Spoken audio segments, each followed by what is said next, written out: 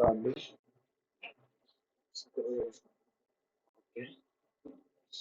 ఎక్కడున్నావు అమ్మా? ఏ టాపిక్ దగ్గర ఉన్నావు? Going answer. లంచ్ చేశారా? కొంచెం డల్గా ఉన్నారు. చెప్పట్లేదు. Good afternoon. Very good. నాకు కొంచెం హెల్త్ బాగాలేదు, మరి డల్గా ఉన్నాను అనుకో, క్లాస్ మీరు యాక్టివ్గా ఉన్నారు అనుకో, నేను కూడా యాక్టివ్. ఓకేనా?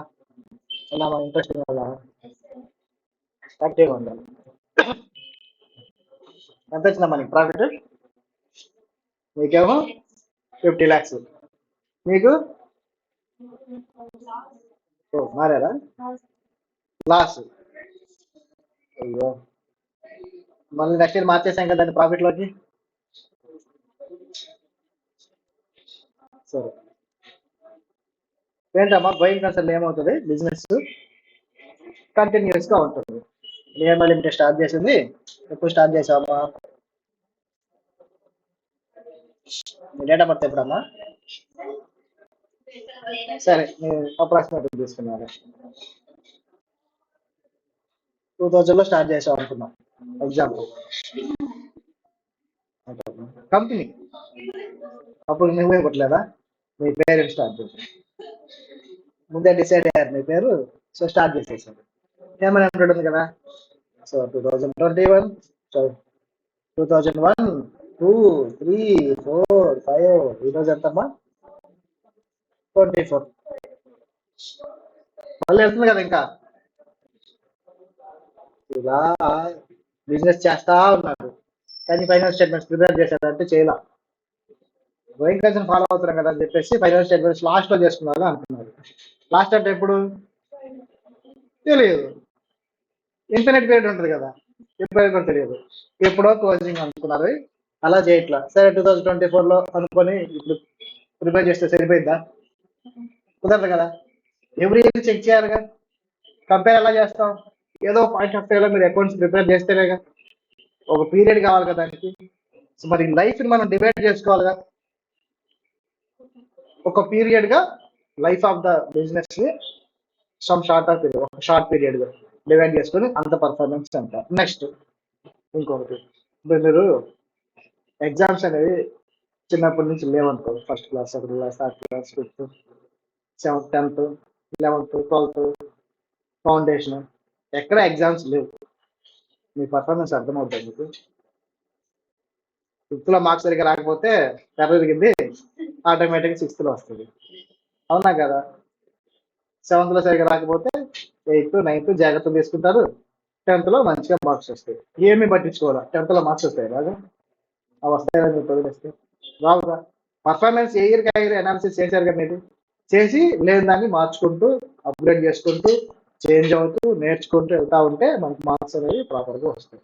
సో పాయింట్ ఆఫ్ టైంలో మనం మంచిగా క్వాలిఫై అయిపోయి జాబ్ చేస్తాం. అలాగే బిజినెస్ స్టార్ట్ చేసిన దగ్గర నుంచి కూడా దాని పర్ఫార్మెన్స్ ఎప్పటికప్పుడు మనం తెలుసుకోవాలిగా. ఎంత పీరియడ్గా తెలుసుకోవాలి? ఒక షార్ట్ పీరియడ్, ఏదో ఒక షార్ట్ పీరియడ్ తెలుసుకోవడం కదా అని చెప్పేసి ఒక 5 years 10 years పెట్టుకున్నాం అనుకో, అది కరెక్ట్గా ఉంటుందా? సరే అని చెప్పేసి ఎవ్రీ మంత్ ఎవ్రీ డే కావాలన్నా అనుకోండి, ఎవ్రీ డేకి బుక్స్ ఫైనల్ చేసుకుంటా ఉంటే బిజినెస్ చేయగలుగుతావా? బుక్స్ ఫైనల్ చేసుకుంటే సరిపోతుంది, బిజినెస్ ఇప్పుడు చేస్తాం. సో ఒక పీరియడ్ కావాలి. సో ఆ షార్ట్ పీరియడ్ ఎలాగా, ఎంత పీరియడ్ పెట్టుకుంటాం, ఒక పీరియడ్కి బుక్స్ ఫైనలైజ్ చేయటం, దీన్నే పీరియాడిసిటీ కాన్సెప్ట్ అంటారు. జనరల్గా 1 year, 1 year కంటే ఎక్కువ ఉంటుంది అన్న పీరియడ్. ఎప్పుడన్నా బుక్స్ చూసారా 1 year కంటే ఎక్కువ బుక్స్ మీరు చూడరు. ఎప్పుడు ఉంటుంది అని అంటే జనరల్గా మీకు టాపిక్లో ఉండదు, కానీ బిజినెస్ మీరు మన అకౌంటింగ్ ఇయర్, ఫైనాన్షియల్ ఇయర్ వచ్చేసి 1st April స్టార్ట్ అవుతుంది, end next year 31st March. అదే మీరు బిజినెస్ కనుక ఒకవేళ January అంటే సేమ్ ఇయర్లో January కానీ February కానీ March కానీ స్టార్ట్ చేశారనుకో, అప్పుడు మీరు ఇమీడియట్గా 3 monthsకి అకౌంట్స్ ప్రిపేర్ చేయరు చాలా మంది. ఇప్పుడు ఒక ఎగ్జామ్షన్ ఉంటుంది, మీరు డైరెక్ట్గా మార్చ్లో చేసుకోండి, 3 months కూడా ఇయర్లో ఇంక్లూడ్ చేసుకోండి అని చెప్తారు. ఎప్పుడు ఇది ఓన్లీ ఎస్టాబ్లిష్ చేసిన ఇయర్ మాత్రమే. రిమైనింగ్ అంతా కూడా మనకి పీరియడ్ అనేది 12 మంత్స్కే మనం పెట్టుకుంటాం. ఒక క్యాలెండర్ ఇయర్, అది కూడా మన ఇండియాలో స్టార్ట్ అయ్యేది 1st April to 31st March. ఇది ఒక పీరియడ్. అలాగే ఎవ్రీ ఇయర్కి మనం చేసుకుంటూ ఉంటాం. ఇలా డివిజన్ చేయటాన్ని, లైఫ్ను డివైడ్ చేయటాన్ని పీరియాడిసిటీ కాన్సెప్ట్. చూడండి ఇక్కడ ఏం చెప్తారు. గోయింగ్ కన్సర్న్ ఎలా ఉంటుంది? ఇండెఫినెట్ లైఫ్ గోయింగ్ కన్సర్న్ అనుకుంటాం మనం. అలా అని చెప్పేసి అలా అకౌంట్స్ ప్రిపేర్ చేయకుంటే కుదరదు కదా. It causes inconvenience to measure performance. అలా ఇండెఫినెట్ పీరియడ్ అని చెప్పి వదిలేస్తే పర్ఫార్మెన్స్ మనకి తెలియదు. Achieved by entity in the ordinary course of business. Hence, indefinite life of a business is split into shorter intervals. అంటే షార్టర్ పీరియడ్, కొంత period ఇంత అని చెప్పేసి కన్సిస్టెంట్ గా 1 year 1 year 1 year 1 year, అది కూడా ఎప్పుడు మార్చ్ 31st మార్చ్ అలాగే మనం డివైడ్ చేసుకుంటూ వెళ్తాం. దీన్నే ఏమంటాం?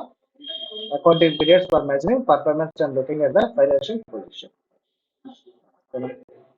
Account should be prepared after every period and not at the end of life of the entity. Entity ఎందుకు మనం ప్రిపేర్ చేస్తున్నామంటే అది ఇంకా క్లోజింగ్ అని. గోయింగ్ కన్సర్న్ కాన్సెప్ట్ ఎఫెక్ట్ అయిపోతుంది. క్లోజ్ చేసేటప్పుడు ఏం చేస్తాం? ఎన్ఆర్బికి వాల్యూ చేసేసి క్లోజ్ చేసేస్తాం. వి జనరల్లీ ఫాలో ఫ్రమ్ ఏంటంటే మన ఇండియాలో 1st April to 31st March financial year follow అవుతాం. Accounting period concept facilitates in. దీని నుంచి ఏం బెనిఫిట్స్ వస్తాయమ్మా? ఇప్పుడు లాస్ట్ ఇయర్, ఈ ఇయర్, ఫ్యూచర్ ఇయర్స్ లేదా లాస్ట్ 5 years స్టేట్మెంట్స్ మీరు కంపేర్ చేయగలుగుతారా? చేయగలుగుతారు లేదా? ఎవరి ఇయర్ ప్రిపరేషన్ ఉంటే, లేదా డైరెక్ట్ గా 5th year లో ప్రిపేర్ చేస్తే కంపారిజన్ వచ్చింది మనకి రాదు కదా. ఇలాగ పీరియడ్స్ డివైడ్ చేసుకోవడం మనం ఏం చేస్తాం?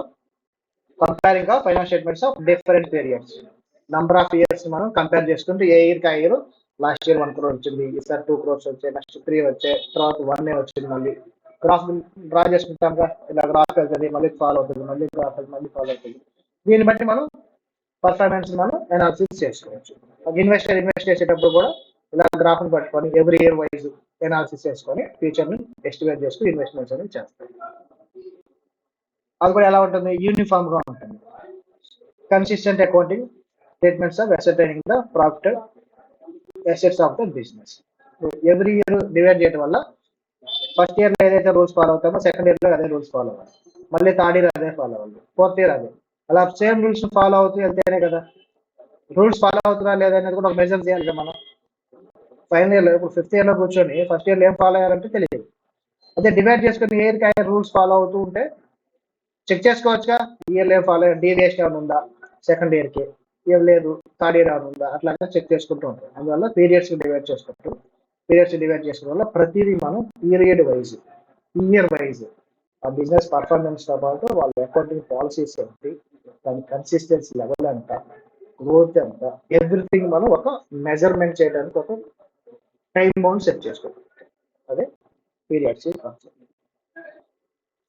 Matching periodic revenue with expenses for getting a correct results of the business operations. దానికి చెప్తానమ్మా, నెక్స్ట్ దాంట్లో చెప్తా ఈ పాయింట్. ఇంతటి రాసుకోండి, అర్థమైందా? పీరియాడిసిటీ కాన్సెప్ట్ అంటే ఏంటి? మన లైఫ్ ఆఫ్ ద బిజినెస్ ని షార్టర్ ఇంటర్వెల్స్ గా డివైడ్ చేసుకోవడానికి పీరియాడిసిటీ కాన్సెప్ట్ ఉంటుంది. న్యాచురల్ గా నార్మల్ గా ఇండియాలో 1st April to 31st March మనం ఒక ఇయర్ కింద ఫాలో అవుతాం. 12 months కింద డివైడ్ చేస్తారు. ఇంకోటి రాసుకోండి, రాయమ్మా, ఇంపార్టెంట్ పీరియాడిక్ కాన్సెప్ట్. ఇవన్నీ కూడా ఏంటంటే వీటిలో ఏదైనా ఒక 2-3 అడిగి మీకు 4 marks కి 5 marks ఇస్తారు. మీ టైం బాగా ఫస్ట్ క్వశ్చన్ వచ్చింది అనుకో, అది కంపల్సరీ క్వశ్చన్ అవుతుంది, అప్పుడు 100 marks పోతాయి. సింపుల్ కాన్సెప్ట్ కదా, మనం అర్థం చేసుకొని ఆ పాయింట్స్ లాస్ట్ ఎగ్జామ్ ముందు వెళ్ళినప్పుడు ఈ పాయింట్స్ నువ్వు ఒకసారి రివైజ్ చేస్తున్నాం అనుకోండి, గుర్తొచ్చినట్టుగా రాసేస్తాం, ఏం పర్వాలేదు, ప్రతిదీ రాయాలని లేదు.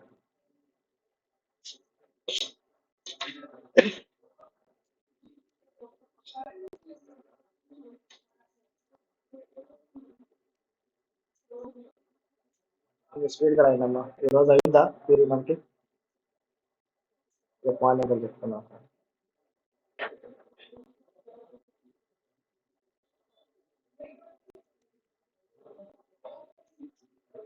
అంగంలో జంప అంగంలో వెళ్ళిపోయారు.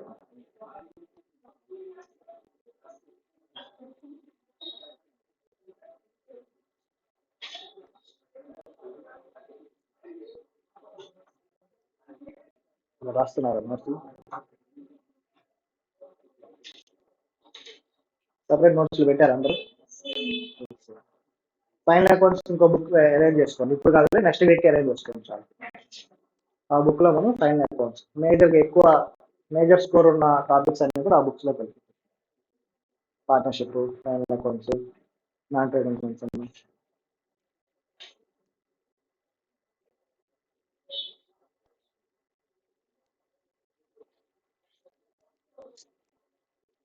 వైట్ నోట్స్ అవాయిడ్ చేయండి, రూల్ నోట్స్ పెట్టుకోండి.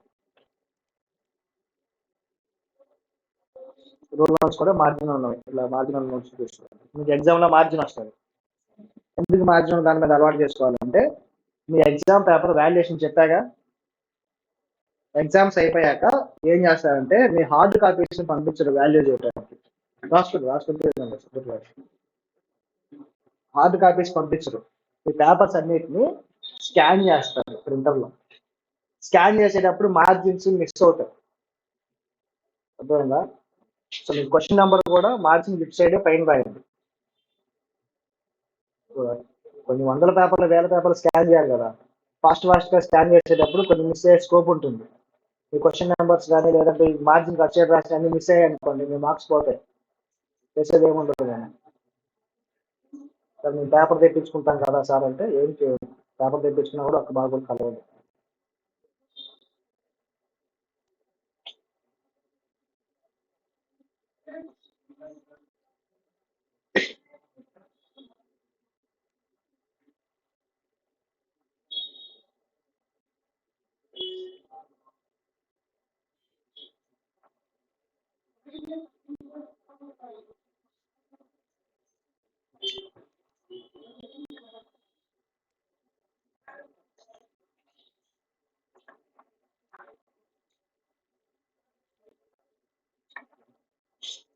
ఈ వీక్ లోనే మీకు బుక్స్ వస్తాయి. ఫస్ట్ మాడ్యూల్ 2 మాడ్యూల్స్ వస్తాయి. ఫస్ట్ మాడ్యూల్లో మీకు క్యాష్ బుక్ వస్తుంది, బేసిక్స్ అన్నీ వస్తాయి, 5 మార్క్స్ ఉన్న వెయిటేజ్ అన్నీ వస్తాయి. సెకండ్ మాడ్యూల్లో మేజర్ టాపిక్స్ ఉంటాయి.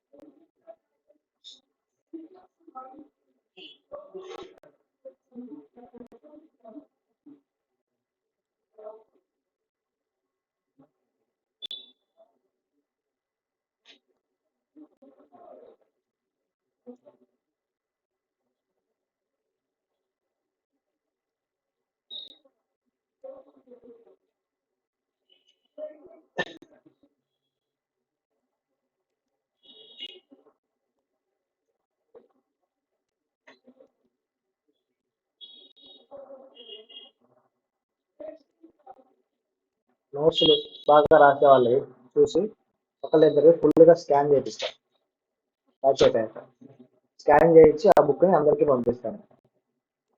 ఆన్లైన్లో వాళ్ళు రాస్తారని నాకు గ్యారెంటీ అయితే లేదు. సో ఎవరైతే సరిగా లేదో, హోంవర్క్ మిస్ అయ్యారో వాళ్ళు ఏంటంటే మీ బుక్స్ చూసి ప్రిపేర్ అవుతారు.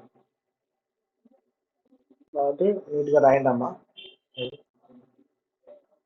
ఈ నోట్స్ మీరే మీ ఒక్కరే కదా డిపెండ్ అయ్యాలి, మీ నోట్స్ మీద చాలా మంది డిపెండ్ అయ్యారు. నెక్స్ట్ బ్యాచెస్ కూడా చూపిస్తా అదే నోట్స్.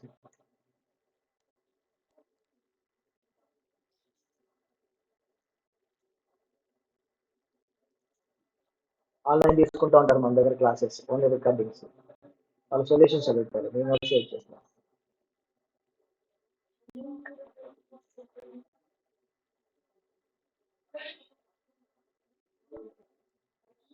ప్రింట్అవుట్ అంటే మేము ప్రిపేర్ చేసే మెటీరియల్ చదవటం కంటే కూడా మీరు రాసుకున్న నోట్స్, ఫ్రెండ్ రాసిన నోట్స్ చదువుకున్నప్పుడు అది మీకు ఎక్కువ ఈజీగాను రిమెంబరింగ్ అనేది ఎక్కువ ఉంటుంది.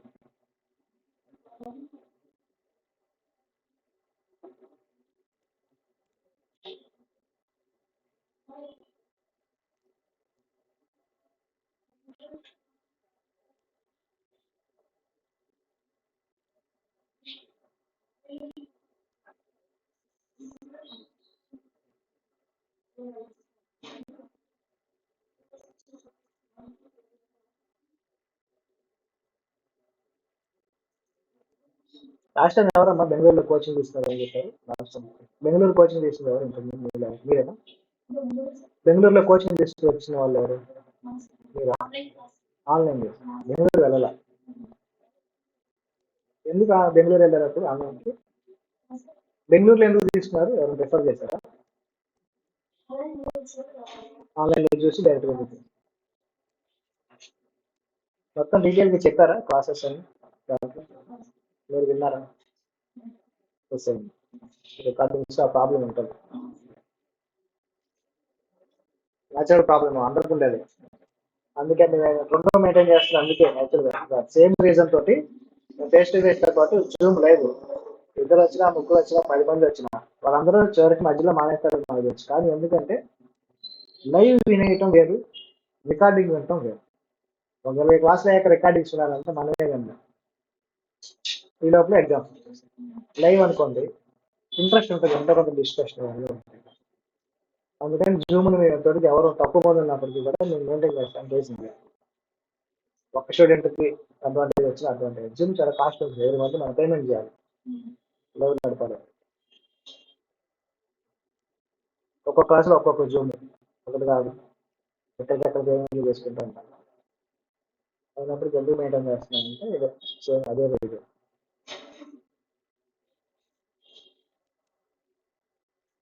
అయిపోయిందా? +1 ఎక్కడ దాకా వచ్చా చెప్పు, ఏ పాయింట్? రాసేసా. మ్యాచింగ్ పీరియాడిక్ రెవెన్యూసా? Matching periodic revenues with expenses. Roy.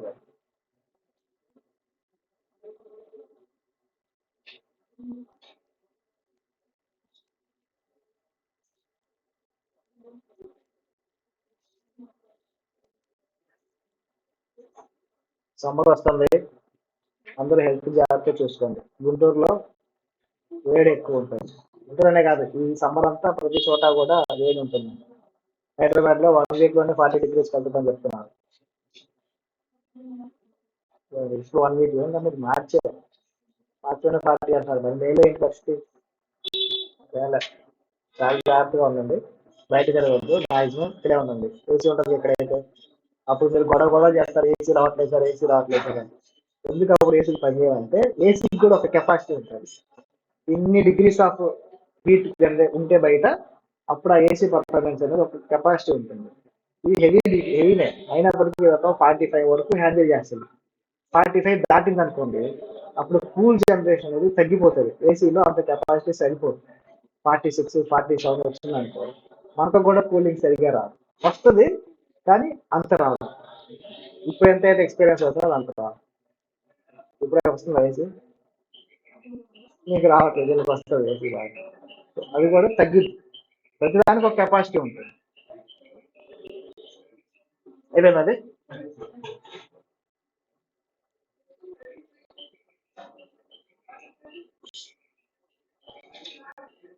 ఇప్పుడు హేమ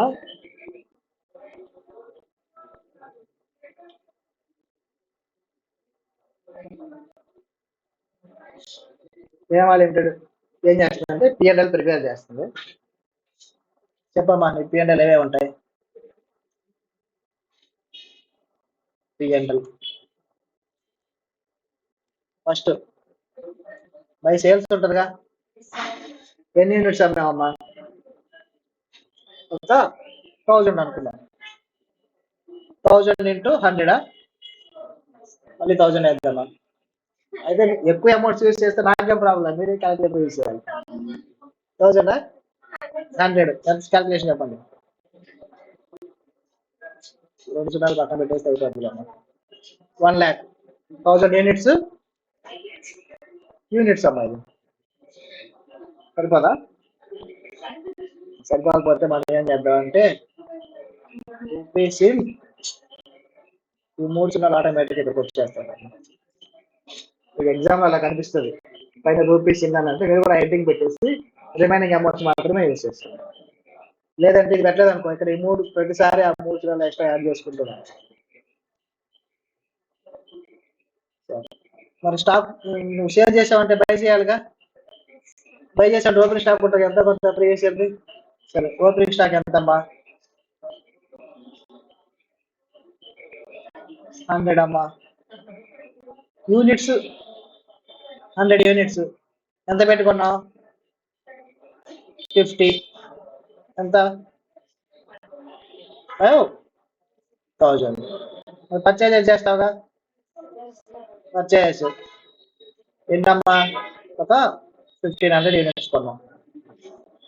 చెప్పు, 1,500 into 50 ఎంతమ్మా? 75,000. వేజెస్ ఉంటాయిగా, వేజెస్ ఎంత?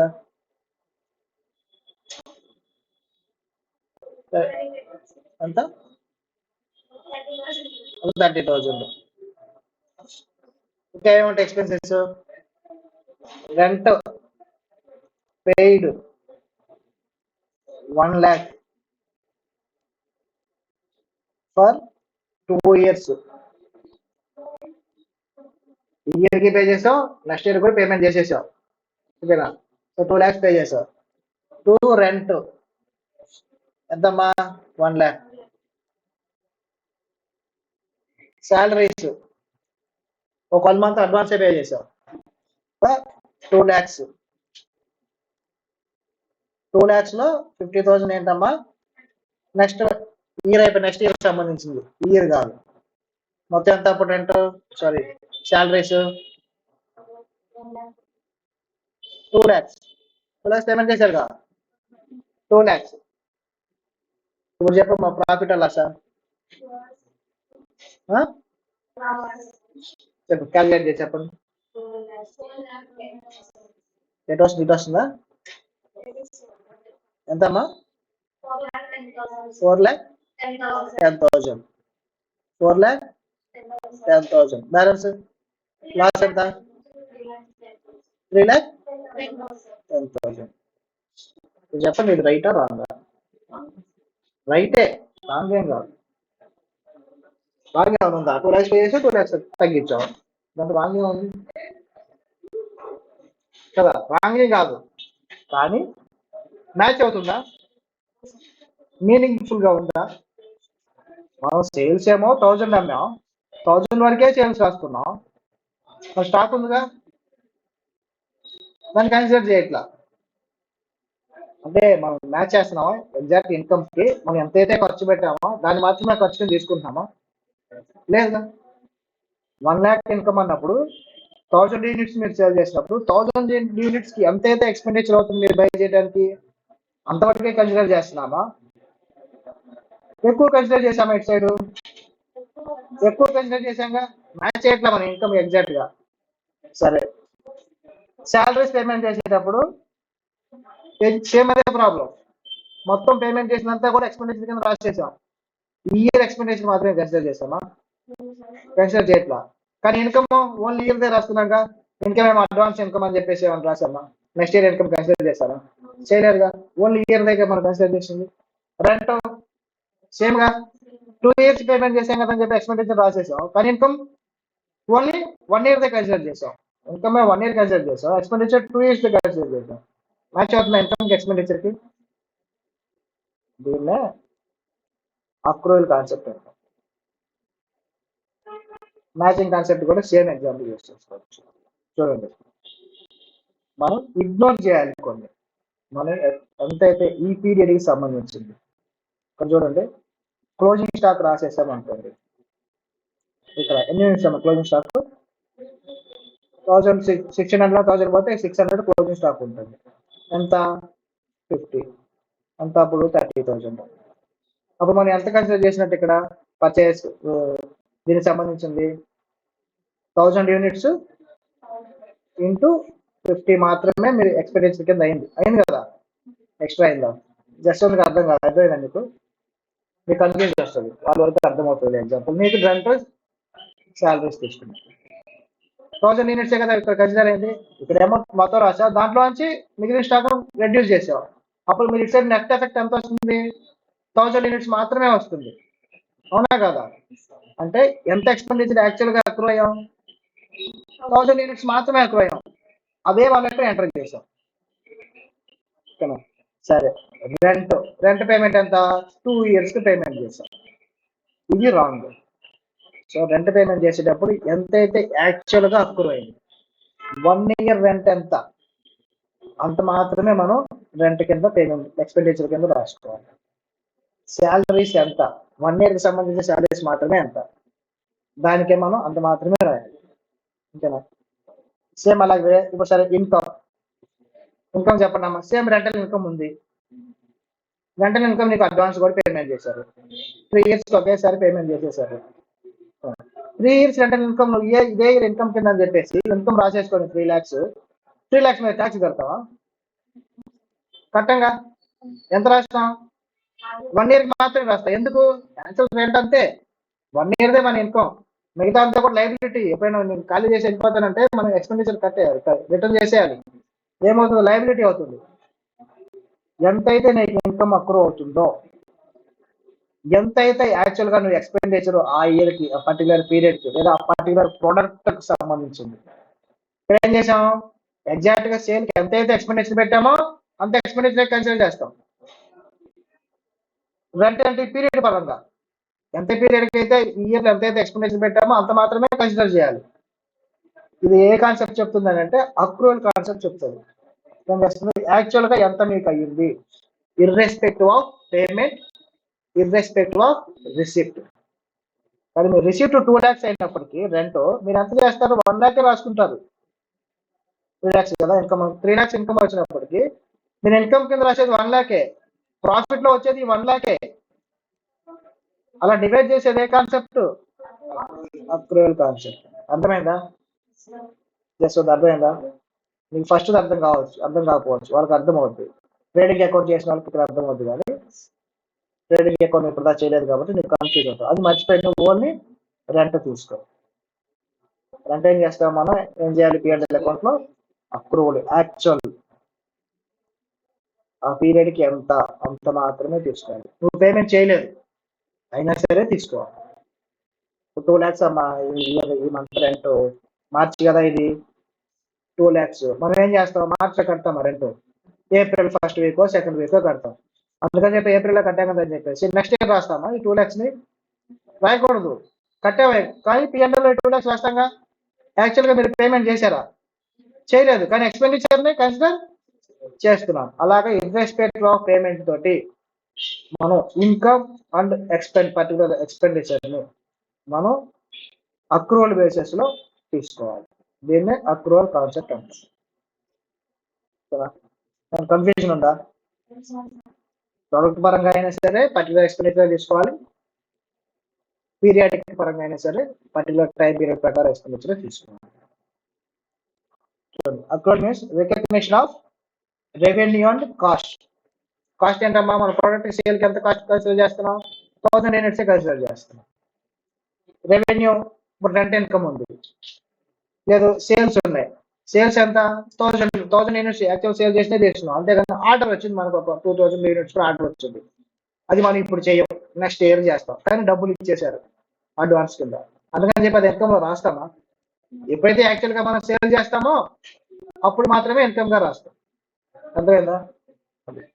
As they are earned or incurred. మనకు యాక్చువల్ గా ఎర్న్ అవటం లేదంటే ఎక్స్పెండిచర్స్ అనేవి ఇన్కర్ అవటం. That is not as money is received or paid. Money మనకు రిసీవ్ అయిందా పేమెంట్ అయిందా సంబంధం లేకుండా యాక్చువల్ గా ఏం జరిగింది, మనకి ఎంత అక్రూవ్ అయింది, దాన్ని బేస్ చేసుకొని మాత్రమే మనం బుక్స్ లో రాయాలి. దాన్నే అక్రూవల్ కాన్సెప్ట్ అంటాం. Relates to measurement of income, identifying assets and liabilities. ప్రతిదానికి అదే రూల్ ఫాలో అవుతాం. The actual date of payment, actual date ని మనం ఇగ్నోర్ చేస్తాం. Payment of cash is immaterial. Immaterial అంటే ఇగ్నోర్ చేయటం. For the purpose of recognition. Expenditure recognize చేస్తామా, income recognize చేస్తామా, చెయ్యం. This base is also referred as mercantile basis. ఇంకో నేను మర్కంటైల్ బేసిస్ ఆఫ్ అకౌంట్స్. అర్థమైందా? అప్రూవల్ కాన్సెప్ట్ అంటే అర్థమైందా? క్లారిటీ వచ్చిందా? అందరూ ఏమనుకుంటారంటే ఓన్లీ పీరియడ్ పరంగానే చేస్తాం అనుకుంటాం. పీరియడ్ ఒకటే కాదు, పర్టికులర్ ప్రొడక్ట్ కూడా దానికి ఎంత అయితే ఎక్స్పెండిచర్ అంతే నువ్వు రాసుకోవాలి. అట్లా కాకుండా నెక్స్ట్ ఇయర్ ఇన్కమ్ వస్తుందని చెప్పి నెక్స్ట్ ఇయర్ లేదంటే ఇయర్ ఎక్స్పెండిచర్ చెప్పాలంటే అట్లా అయిపోయింది. ఎగ్జాక్ట్ గా మనం ఎంతైతే సేవ్ చేస్తామో ఆ ప్రొడక్ట్ కు సంబంధించిన ఎక్స్పెండిచర్ మాత్రమే మనం పోయించాలి. అట్లా వెరీ ఇంపార్టెంట్. అప్రూవల్ కాన్సెప్ట్ రాసుకోండి. అప్రూవల్ కాన్సెప్ట్ ఇంపార్టెంట్ అమ్మా.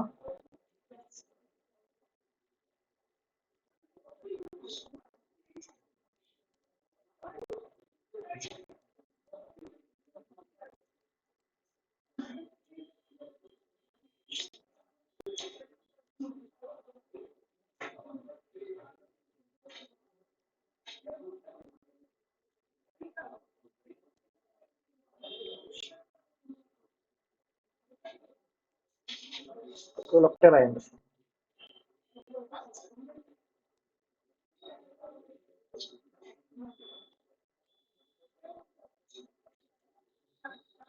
Accrual means recognition of revenue and cost as they are earned or incurred, and not as money is received or paid.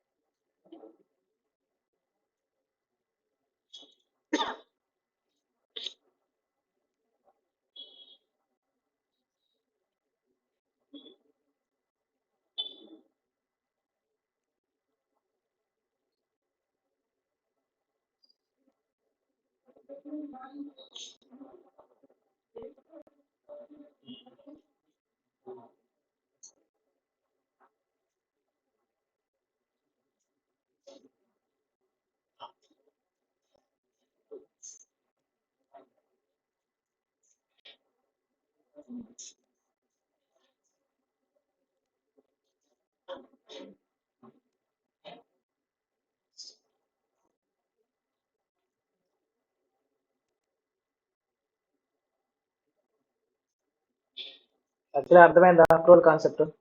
ఏంటమ్మా చెప్పు. Irrespective of cash received or payment, based on actual expenditure, we consider income and expenditure in P&L. Payment కి received కి సంబంధం లేకుండా, ఎంత cash వచ్చింది ఎంత payment సంబంధం లేకుండా బేస్డ్ ఆన్ అక్రూయల్ దాన్ని మనం కన్సిడర్ చేయాలి. ఇన్కమ్ ఎక్స్పెండిచర్ కన్సిడర్ చేయాలి. దాన్ని అక్రూవల్ కాన్సెప్ట్. మీకు తెలియకుండా మీరు చిన్నప్పటి నుంచి అదే చేస్తున్నారు. చిన్నప్పటి నుంచి మీరు అదే చేస్తున్నారు తెలియకుండా. ఫస్ట్ నుంచి అకౌంట్స్ అంతా అంతే కదా. Out standing expenses, prepaid expenses, ఇవన్నీ ఏ కాన్సెప్ట్ మీద డిసైడ్ అయ్యింది? జస్ట్ ఎక్స్పెన్సెస్ రాసేయకుండా పేమెంట్ అంతా అవుట్ స్టాండింగ్ ఎక్స్పెన్సెస్ లేదా ప్రీపెయిడ్, రిసీవ్డ్ ఇన్ అడ్వాన్స్ ఎలా డివైడ్ అయింది అని అంటే ఈ కాన్సెప్ట్ బేస్ చేసుకుని డివైడ్ అయ్యాయి. ఎగ్జాంపుల్ కింద రాసుకోండి. Out standing expenses, prepaid expenses won't consider in P&L. Outstanding expenses and the expenses occurred but not paid, that will consider in P&L. First, prepaid expenses. Correct. Example: prepaid expenses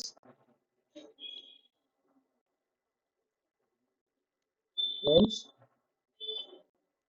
expense paid but not accrued. Expense మనం ముందే pay చేసాం, but అది యాక్చువల్గా accrued కాదు. Hence it is asset. ముందే payment చేస్తాం కాబట్టి asset. Next out standing expenses. Expense actually incurred but not paid. It must be considered in P&L.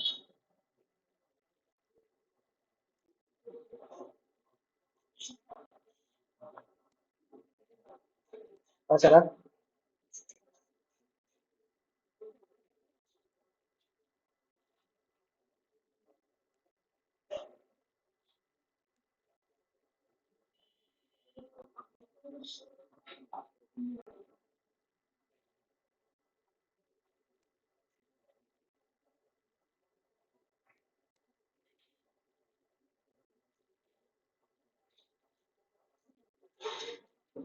for building purchased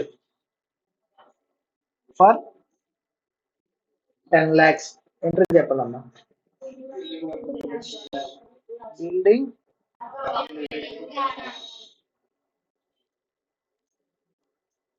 Building account to cash 10 lakhs. అంతేగా?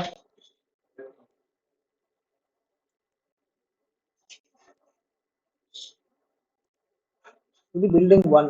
Building 2 purchased on credit from entry ఏంటమ్మా?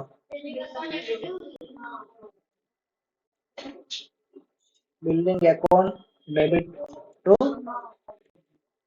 EMI account. ఇది రెండో building అనుకున్నా. 5 lakhs.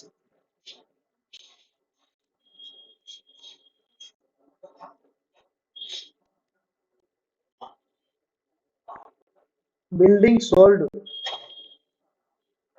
for 15 lakhs. Entry entama.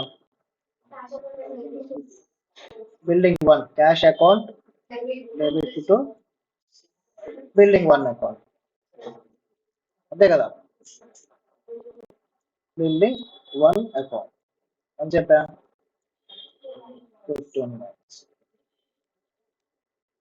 ఇప్పుడు ఏం జరుగుతుందమ్మా చెప్పండి? Building purchase చేసినప్పుడు ఏం జరిగింది మనకి? బిల్డింగ్ ఒక ఎసెట్ పెరిగింది, బిల్డింగ్ అనే ఒక ఎసెట్ పెరిగింది, క్యాష్ అనే ఎసెట్ తగ్గింది. అవునా కాదా?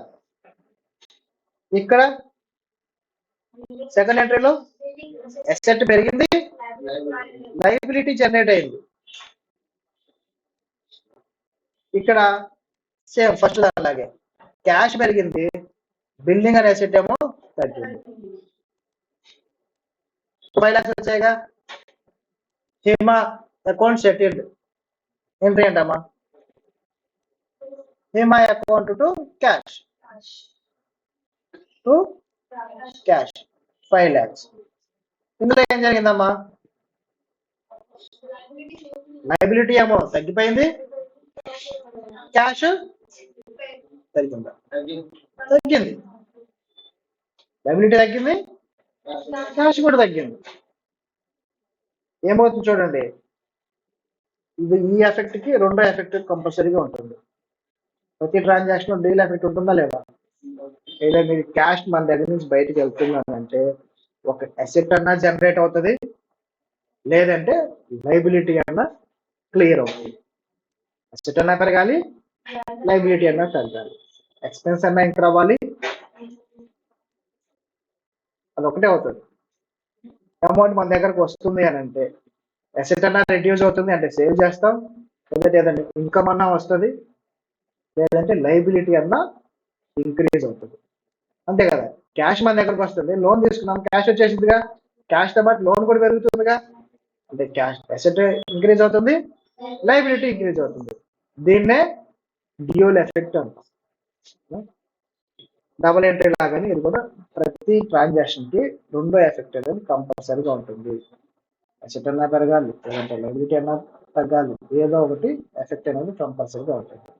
దీన్నే ఏమంటాం? డ్యూయల్ ఎఫెక్ట్ అంటాం.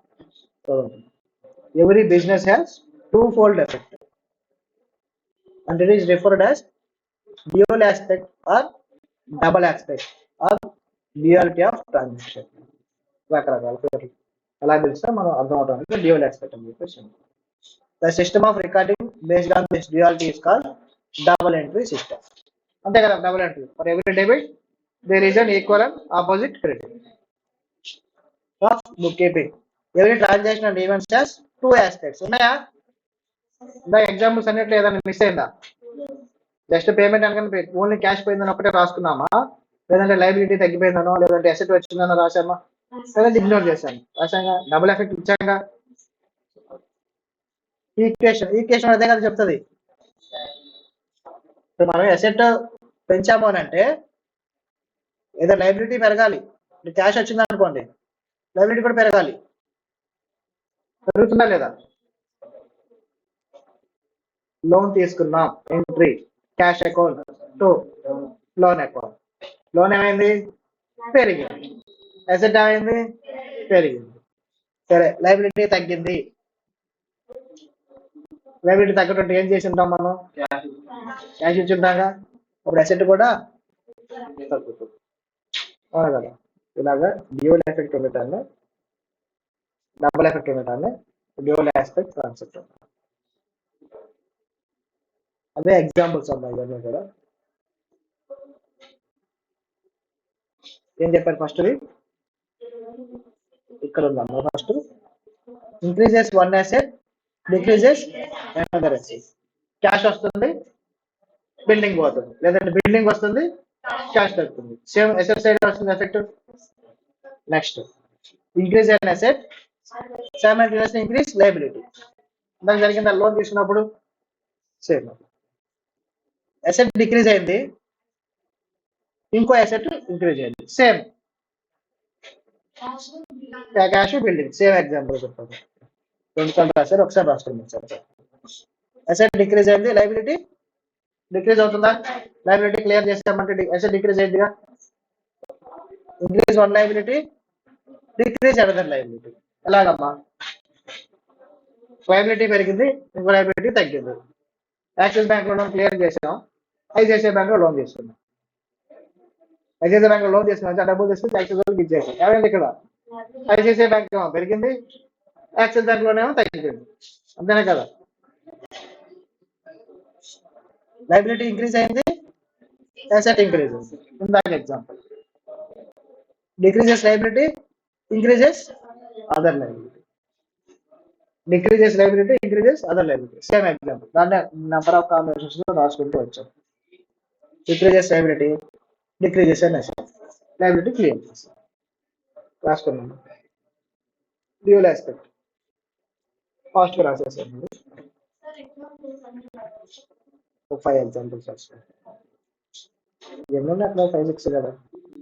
మా అయితే 1 minute ఎక్స్ట్రా పడుతుంది. చిన్న చిన్న మీరు చూడగానే అర్థమవడానికి ఎగ్జామ్ లో కూడా అట్లా 5 ఎగ్జాంపుల్స్ అయినా రాస్తే ఫాస్ట్ గా మీనింగ్ఫుల్ గా ఉంటుంది. మార్క్స్ కూడా బాగా వస్తుంది.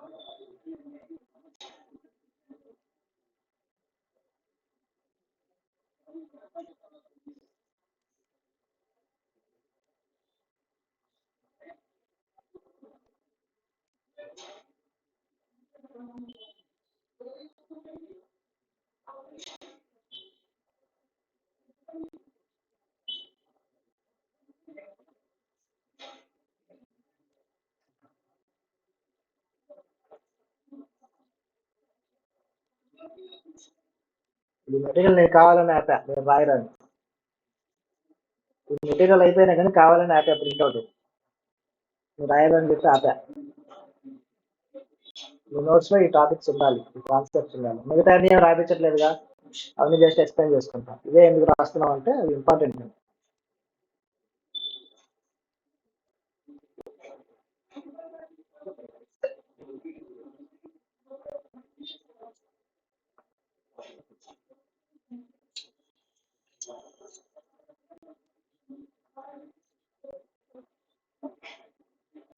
తోటికి కాన్సెప్ట్స్ కన్వెన్షన్స్ అయిపోతే రేపు సబ్సిడీ స్టార్ట్ చేద్దాం.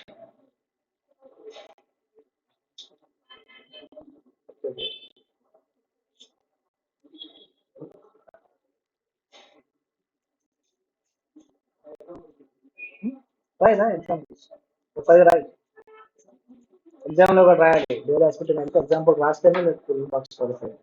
జస్ట్ అప్పటికి రాసేసి వదిలేస్తే పడవు.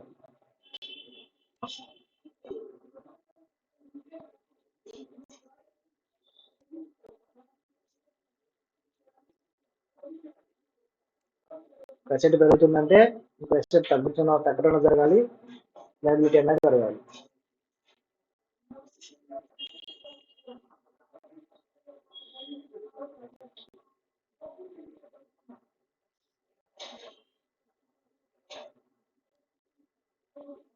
మా ఎలక్షన్స్ వస్తున్నాయి కదా, మీ ఎగ్జామ్స్ పోస్ట్ పోన్ అవుతాయి అనుకుంటున్నారు ఏమన్నా మీరు? క్లారిటీ ఉంది అందరికి? ఎలా వచ్చిందమ్మా అది? ఎలక్షన్స్ కూడా అబ్జర్వ్ చేస్తాను. మీరు అయితే ఓటు వచ్చిందమ్మా మీ అందరికి? ఎంతమంది వచ్చింది మీరు ఓటు? వెళ్తారా ఎలక్షన్స్ కి? చూస్తారా? ఓటు వేసి రాండమ్మా. మా ఓట్లు ఎక్కడే ఉన్నాయి, మేము ఎక్కడికి వెళ్ళవలసిన లేదు, వెళ్ళి ఓటు వేస్తాను. మోస్ట్లీ మేలో ఉంటాయి, మన ఏప్రిల్లో ఉంటాయి మన ఆంధ్రాలో. అప్పుడు సిలబస్ కూడా ఆల్మోస్ట్ అయిపోతుంది, ప్రిపరేషన్లో ఉంటాయి.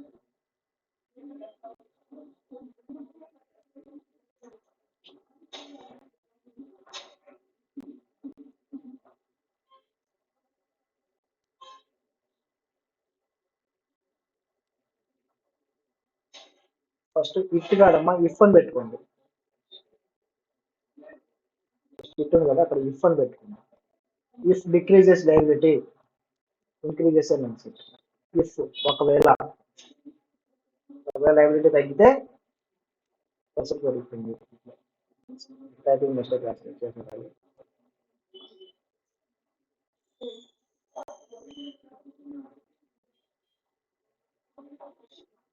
అయిపోయినా?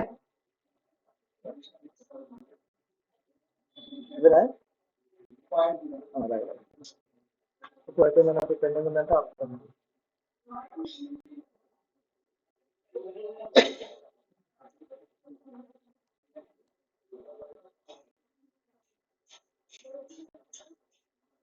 సండే ఏం చేశారు మీరంతా? నిజమేనా? Very good. నెక్స్ట్ సాటర్డే కూడా ఉన్నాను నేను. సాటర్డే మీకు అకౌంట్స్ క్లాస్ ఉండేది. ఎగ్జామ్ వస్తారా? ఎగ్జామ్ అంటే ఇప్పుడు దాకా అయిపోయింది సిలబస్ అంతా. ఎగ్జామ్ సపరేట్గా మళ్ళీ నా సిలబస్ అడగద్దు. అలాగే ఎగ్జామ్ పెట్టలేదు కాబట్టి స్టార్టింగ్ నుంచి రేపు ఫ్రైడే మీరు క్లాస్ టెన్త్ వరకు, ఫ్రైడే వరకు ఉంటే అది అయిపోతాయి. మీకు ప్రస్తుతానికి channel lecture train exam questions కూడా చెప్తారా. మీరు ఏ హోంవర్క్ చేశారో మా సంవత్సరం వాటి నుంచి వస్తాయి. అంతేకాదు కొత్త కొత్త ఏం లేదు ఉందా, తిరిగి వస్తారా? సిఎన్ వరకు సంవత్సరం నేర్చుకున్నామా. ఎంసీక్యూస్ కూడా కొన్ని ఇష్టాలు. ఎంసీక్యూస్ లాస్ట్ టైం నేర్చుకున్నాం. ప్రస్తుతానికి మీరు పీరియడ్గానే వెళ్ళండి, డిస్క్రిప్టివ్గానే వెళ్ళండి. మీకు ఇంటర్లో వెళ్ళిపోతుంది. కాన్సెప్ట్ క్లారిటీ ఉంటే ఎంసీక్యూ ఏబీసీ కరెక్ట్ చేసుకోవచ్చు. సంవత్సరాన్ని చేయండి, అప్పుడే మీకు బాగా వస్తాయి. అకౌంట్స్ ఎప్పుడు డిస్క్రిప్టివ్ మోడ్లో నేర్చుకోవాలి. మన సిఎంఏ వాళ్ళు ఎక్కువ మంది రావాలని, ఎక్కువ మంది జాయిన్ అవ్వాలి, ఎక్కువ మంది పాస్ అవ్వాలని పిల్లలను మీరు ఎప్పుడైనా పెట్టి చెప్పేసి ఒకసారి ఇంట్లో వాళ్ళు ప్రేమ పిల్లల మీద ఎక్కువైంది అనుకో, కష్టం జరిగిందా? ఓవర్ ఫ్లో ఎక్కువ డబ్బులు ఇచ్చేస్తా ఉన్నారు అనుకోండి, ఏం చేస్తారు మీరు?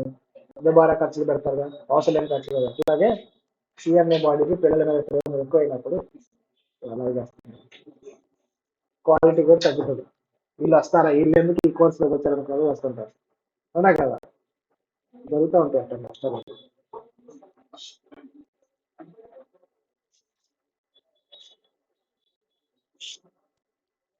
ఎప్పుడమ్మా ఏమా నువ్వు బిజినెస్ పెట్టింది 2000 కనుకుంది మనం. 2000 ఏమా పెట్టినప్పుడు ఏం చేసిన అంటే ఒక బిల్డింగ్ పర్చేజ్ చేసింది, ఒక ల్యాండ్ పర్చేజ్ చేసింది. ఎంత దాని ల్యాండ్ వాల్యూ అప్పుడు 2000లో? ఎక్కడ అనుకున్నావు ల్యాండ్? హైదరాబాద్ ఎవరు? తెలంగాణ, ఆంధ్రానేగా, తెలంగాణ, కడప మార్కెట్ పెట్టినది హైదరాబాద్ అనుకుంది. హైదరాబాద్ హైటెక్ సిటీ అప్పుడు అంటే ఏంటంటే కొండలు గుట్టలే ఉన్నాయి. హైటెక్ సిటీ వెళ్తే మీకు సైబర్ టవర్స్ బిల్డింగ్ అప్పుడే కడతా ఉంటారు 90s లో. అక్కడ ఏముండదు, మొత్తం ఫారెస్ట్. హైటెక్ సిటీ ఇప్పుడు చూస్తే మీరు బిల్డింగ్స్ రోడ్లు అన్నీ కూడా ఫారెస్ట్ అంటుంది అడిగి. అప్పుడు అక్కడ 5 acres ల్యాండ్ కొన్నది. బిజినెస్ స్టార్ట్ చేసింది కదా, డబ్బులు వచ్చాయని బిల్డింగ్ ల్యాండ్ కొన్నది. ఎంత అప్పుడు ల్యాండ్ వాల్యూ? ఒక్కొక్క 1 acre వచ్చేసి మహా అయితే ఒక 1 lakh ఉంటుంది.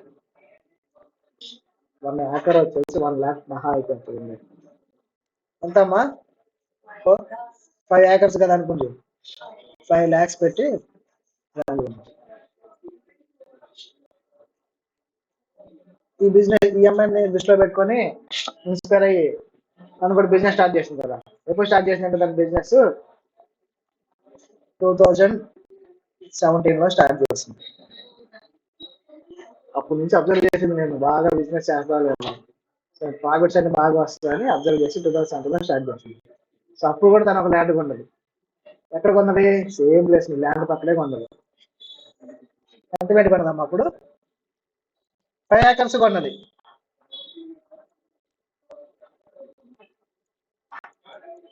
ఎంత ఉంటే చెప్పండి రేటు 5 acres? ఒక్కొక్క ఎకరం ఎంత ఉంటుంది చెప్పండి. 2017లో అప్పుడు హైదరాబాద్ రియల్ ఎస్టేట్ ఫుల్గా 1 crore ఒక ఎకరం వచ్చిందంటే నేను ఇప్పుడు పెడతా. అన్ని బ్యాంకులు కన్వెన్షన్లో కొంటాను. 1 crore, 1 crore ఒక మేకలు వస్తే కొనేస్తాను. 100 crore 100 కోట్లు ఉంటుంది. సెంటర్ రాదమ్మా హైటెక్ సిటీలో. సైబర్ టవర్ చుట్టూ ఏం రాదు, గజాలు లెక్కన, అడుగులు లెక్కన అమ్ముతారు. 1 acre అంటే ఎన్ని సెంట్లు? 100 సెంట్లు. 1 సెంట్ రాదు, మీరు 1 కోటి పెడితే అక్కడ. రాణిపేటలో ఉంటుందమ్మా 30 lakhs 40 lakhs 1 సెంట్. హైటెక్ సిటీలో ఎంత ఉంటుంది? ఇక్కడే ఉంది. మా అయితే కాలేజీలో హాస్టల్స్ వస్తే ఏం లేదు. హైటెక్ సిటీలో క్రోర్స్ ఆఫ్ బిజినెస్ జరుగుతుంది, thousands of crores business. Software companies ఉంటాయి. 100 కోట్లు పెట్టి వస్తుందో రాదు, నేను ఎస్టిమేషన్ ఇస్తాను అంతే. నిజం. ఒక డబల్ బెడ్రూమ్ ఫ్లాట్ అవుతుంది అక్కడ 1 కోటి రూపాయలు. డబల్ బెడ్రూమ్ ఫ్లాట్ అంటే ఎంత అమ్మా? 1250 SFT, 1250 అడుగులు, 1300 అడుగులు. హైటెక్ సిటీలో కొండాపూర్. మామూలుగా 100 కోట్లు కూడా రాదు నాకు తెలిసి. ఎంత మా ల్యాండ్ అప్పుడు? 500 crores అయిందా? ఎంఐకి అదే ప్లేస్ లో 5 acres ఉంది, తనకే 5 acres ఉంది. అవునా? ఎంఐ అని రీవాల్యూ చేస్తుందా ఇప్పుడు ఫైనాన్స్ స్టేట్మెంట్ చేసేటప్పుడు? చేయగా 5 lakhs రాసుకుంటే వెళ్ళిపోతాం. ఎందుకు? ఒక కాన్సెప్ట్ ఉంది, cost of NRV, whichever is lower. దీనికే రాయాలి మనం ఎసెట్. అవునా కదా? చెప్పండి. ఇది సేమ్ ఉన్నట. తను అదే ప్లేస్ లో అయితే 5 acres ఉంది, తనకి 5 acres ఉంది.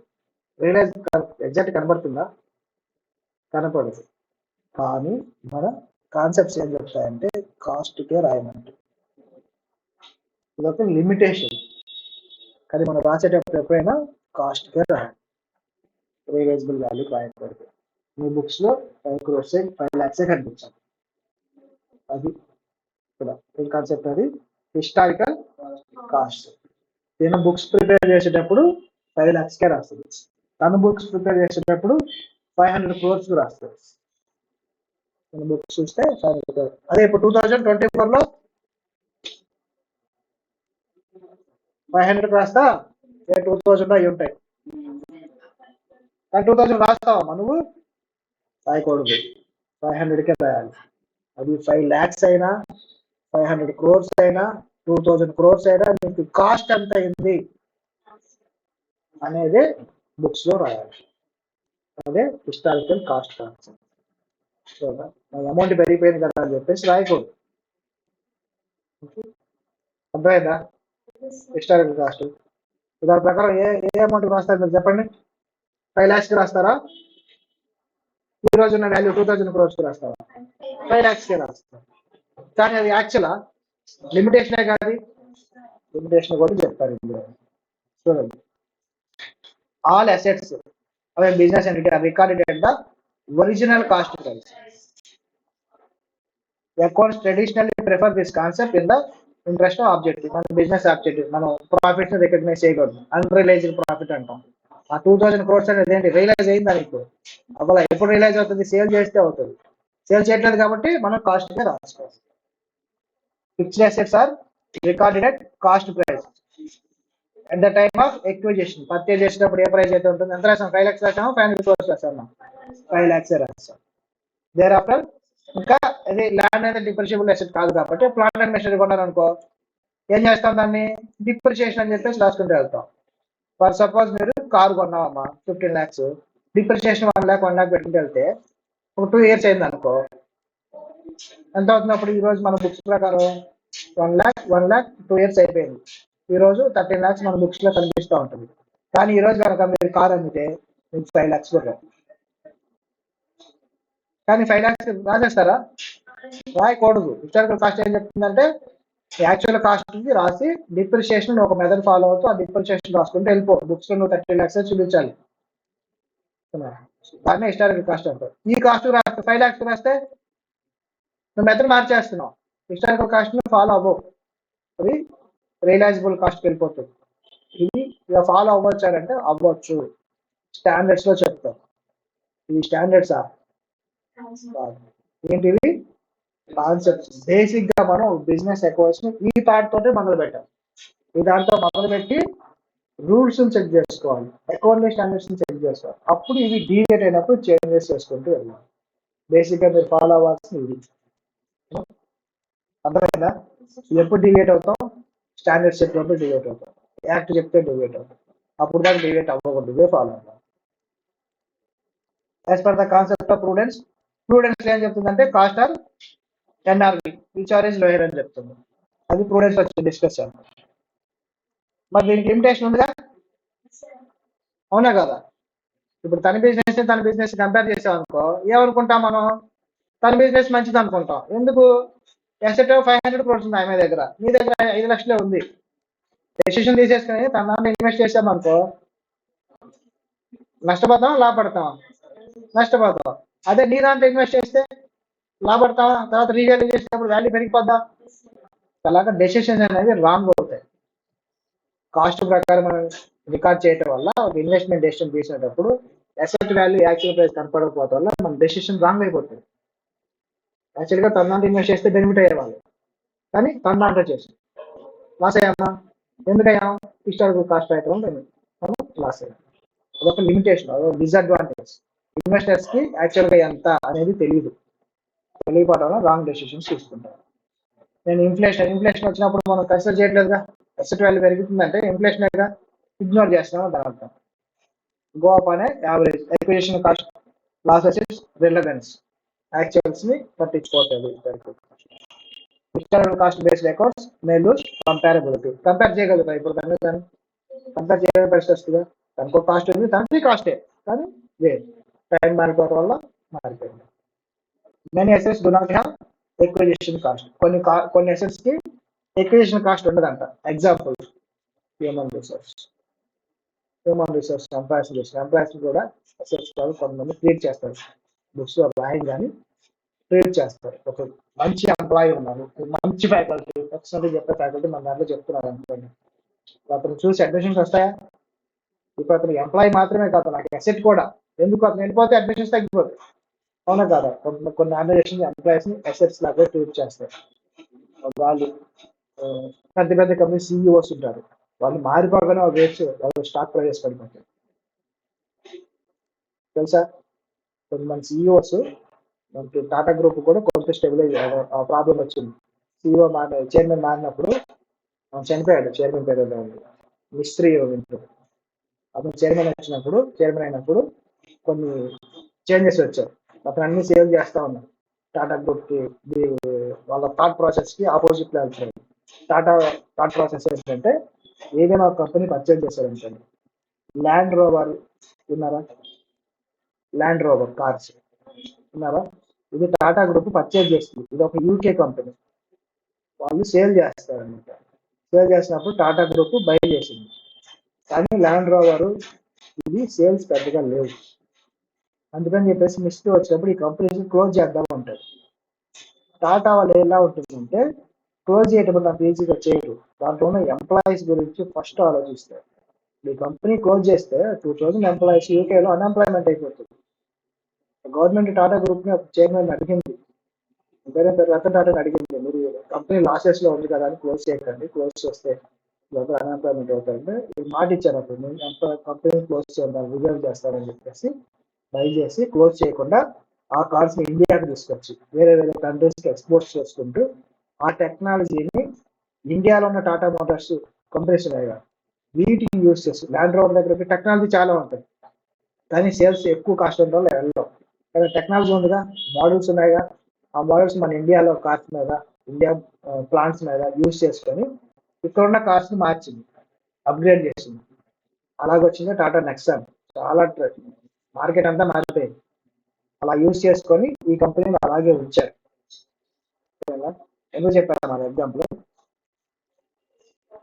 హిస్టారికల్ కాస్ట్ ఏది, హ్యూమన్ రిసోర్స్ కూడా ఒక అసెట్. ఈ ఎంప్లాయీస్ ని అసెట్స్ లాగా ట్రీట్ చేసుకొని ఆ నాలెడ్జ్ ని ఇక్కడ ఇండియాలో తీసుకొచ్చుకున్నాం.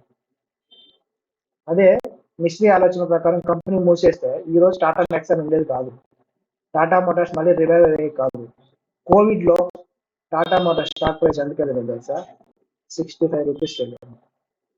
ఈ రోజు టాటా మోటార్స్ స్టాక్ ప్రైస్ 900 ఉంది. ఎంత పెరిగిందమ్మా? ఎన్ని సంవత్సరాలు అయింది? 2 ఇయర్స్, జస్ట్ 2 ఇయర్స్. రీజన్, ఈ టెక్నాలజీ ఇక్కడ యూజ్ చేసుకొని కొత్త కొత్త కార్స్ ని మార్కెట్ లో తెస్తారంట. అందువల్ల ఇంత మార్పు వచ్చింది. చిన్న మార్పు అనుకున్నారు, 2 ఇయర్స్ మార్పు ఏంటనుకున్నారు, చాలా ఇష్టం. టాటా మోటార్స్ క్లోజ్ చేస్తారేమో అనుకున్నారు, 65 రూపీస్ వచ్చింది. కానీ ఈ రోజు అదొక top company, top selling cars అని వాళ్ళ దగ్గర ఉన్నాయి. ఫ్యూచర్ లో ఇంకా ఇన్వెస్ట్ చేస్తారు R&D, ఎలక్ట్రిక్ కార్స్ తీసుకొని రావాలి. ఇవన్నీ చేయాలంటే హ్యూమన్ రిసోర్స్ కావాలిగా, ఎఫిషియెంట్ ఎంప్లాయీస్ కావాలిగా. R&D చేయాలంటే ఎంప్లాయీస్ ఉంటేనే కదా. సో వాళ్ళు కూడా అసెట్స్ లాగా ట్రీట్ చేస్తారుగా, కానీ వాల్యూ చేస్తామా దాన్ని? వాల్యూ చేస్తాం, దానికి కాస్ట్ ఉంటుందా? ఉండదు. అది ఇగ్నోర్ చేస్తామని చెప్తుంది ఇక్కడ. Some some expenses are directly related to the, sorry, ఏం జరుగుతుంది,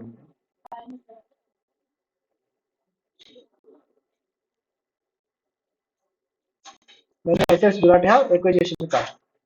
హ్యూమన్ అసెట్స్, ఎంటర్ప్రైజ్ అనే ఎగ్జాంపుల్. కొన్ని అసెట్స్ కి ఎక్విజిషన్ కాస్ట్ ఉంది, అలాంటి ఎగ్జాంపుల్ ఏంటంటే హ్యూమన్ రిసోర్స్. అది మన అసెట్ గా రాయకూడదు. హ్యూమన్ రిసోర్స్ ఎప్పుడు అసెట్ గా concept. The cost concept fails to recognize such assets. ఈ కాస్ట్ కాన్సెప్ట్ అనేది వాళ్ళు మనం కన్సిడర్ చేయలేకపోతామని చెప్తాం. ఇప్పుడు రాసుకోండి, హిస్టారికల్ కాస్ట్ ఇంపార్టెంట్.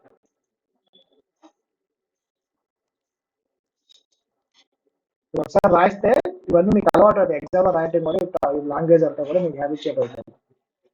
అవును కదా?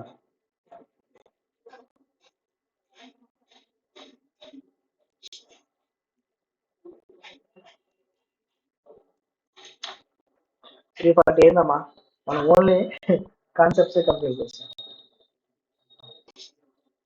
రేపు మార్నింగ్ అయిపోతుంది కన్వెన్షన్స్. ఇవన్నీ మీకు తెలుసు, అయినా ఎందుకు చెప్తున్నా, ఇంపార్టెంట్ కాబట్టి. అది ఇంపార్టెంట్, కొన్ని మనం ఫాస్ట్గా లాగించేద్దాం.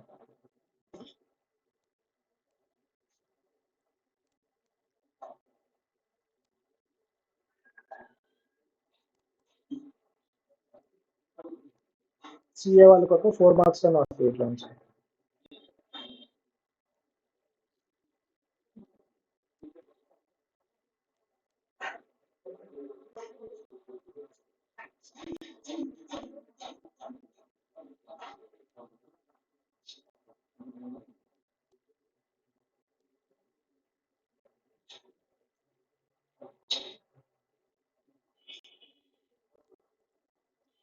సాయి సార్ షెడ్యూల్ ఉంది ఈ రోజు.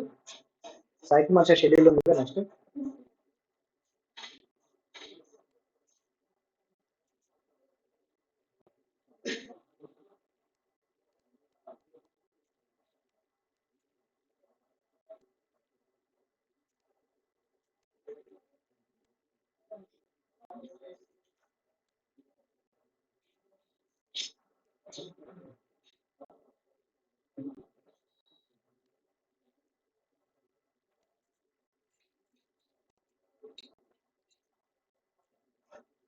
హైదరాబాద్ లో మన క్యాంపస్ ఉంది తెలుసా, బ్రాంచ్ ఉంది తెలుసా, ఎక్కడ ఉంది అడ్రస్ తెలుసా మీకు?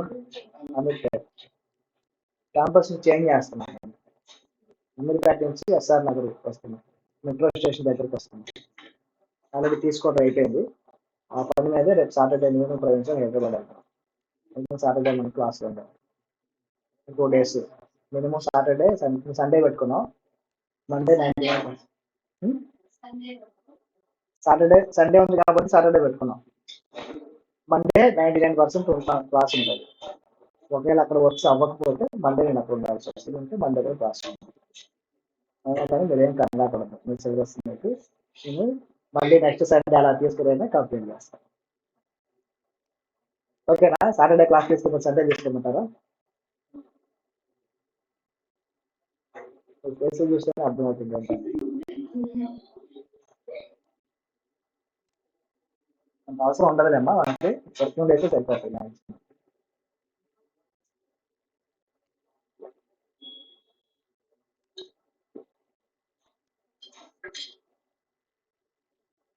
హైదరాబాద్లో క్యాంపస్ చాలా కన్వీనియంట్గా ఉంటుంది, న్యూ క్యాంపస్. మేము అది కన్వీనియంట్గా ఉంటుంది అనుకుని తీసుకున్నాం అక్కడ. తర్వాత అర్థమైంది that is not a right place అని. ఇప్పుడు SR Nagar, Venkatarao Nagar metro station తెలిసి వెళ్ళావా? ఎస్ఆర్ నగర్కి మెట్రో స్టేషన్ దిగి అటు సైడ్ వెళ్తేనేమో మీకు ఎస్ఆర్ నగర్ అమీర్పేట అది వస్తుంది. ఇటు సైడ్ అమ్మ మెట్రో స్టేషన్ దిగి లెఫ్ట్ సైడ్ వెళ్ళాలి. ఇక్కడంతా కూడా సీఏ వాళ్ళే ఉంటారు, మన స్టూడెంట్స్ ఉంటారు.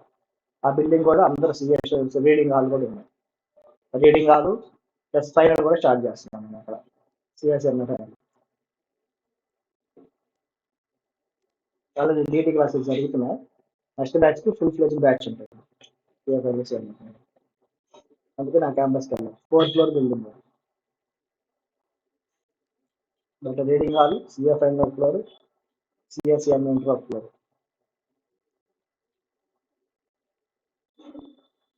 ఇప్పుడు స్టూడెంట్స్ అందరూ గుంటూరు రావడానికి ఇష్టపడుతున్నారమ్మా? ఇష్టపడుతున్నారా?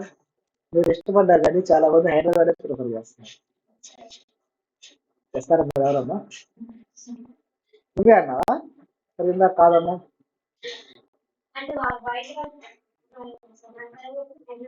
మరి గుంటూరు ఎందుకు వచ్చావు? హైదరాబాద్ లో ఫౌండేషన్ కదా, ఫస్ట్ హైదరాబాద్ వస్తా. వెల్కమ్.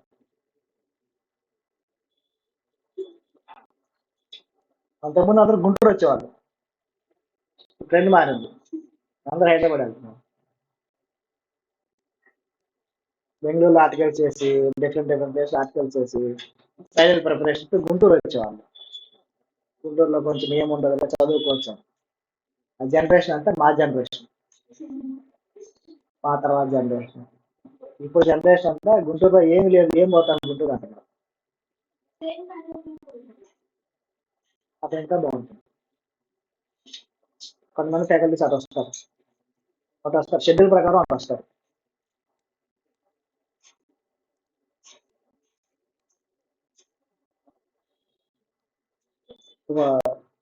సపోజ్ 1 month ఇక్కడ జరిగింది అనుకోండి సిలబస్, 1 month అట్లా జరిగింది అట్లా.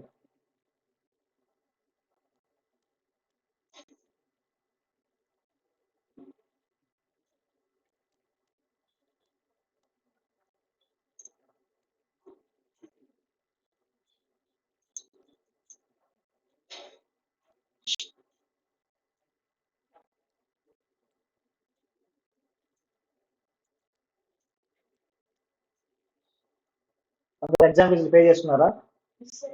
పే చేశారా? అయిపోయింది అప్పుడే. ప్రతాప్ సార్ ఇన్ఫార్మ్ చేయండి పేమెంట్ అయిపోయింది. పేమెంట్ అవ్వని వాళ్ళు పేమెంట్ చేసేసుకోండి. మార్చి వచ్చేసింది. ఇప్పుడు లాస్ట్ డేట్ ఎప్పుడు? ఏప్రిలా? ఇంకా ఉంది ఏప్రిల్. అయినా పేమెంట్ చేసేసుకోండి. ఫౌండేషన్ ఎప్పుడు లాస్ట్ 14th 16. అంతా కష్టపడతా ఎగ్జామ్ ఫీజు పే చేయాలి. అంతా కష్టపడి ఎగ్జామ్ ఫీజు పే చేయకపోతే ఏమైందమ్మా? మంచి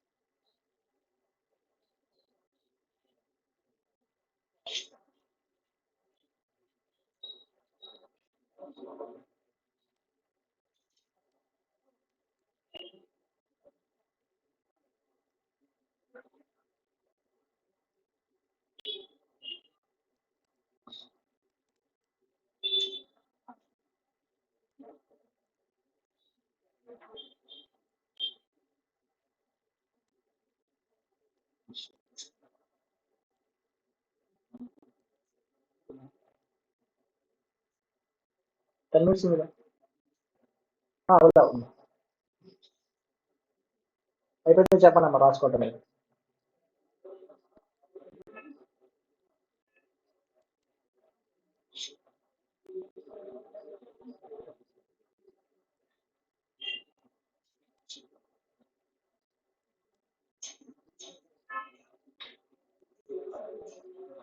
పార్ట్నర్షిప్ సీఏ వాళ్ళు ఎంతమంది ఉన్నా?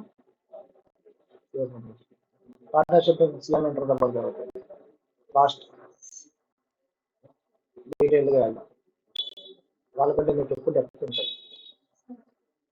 పార్ట్నర్షిప్ సీఎం ఇంటర్తో పాటు జరుగుతుంది. మీకు డీటెయిల్గా వెళ్దాం లాస్ట్లో స్లోగా.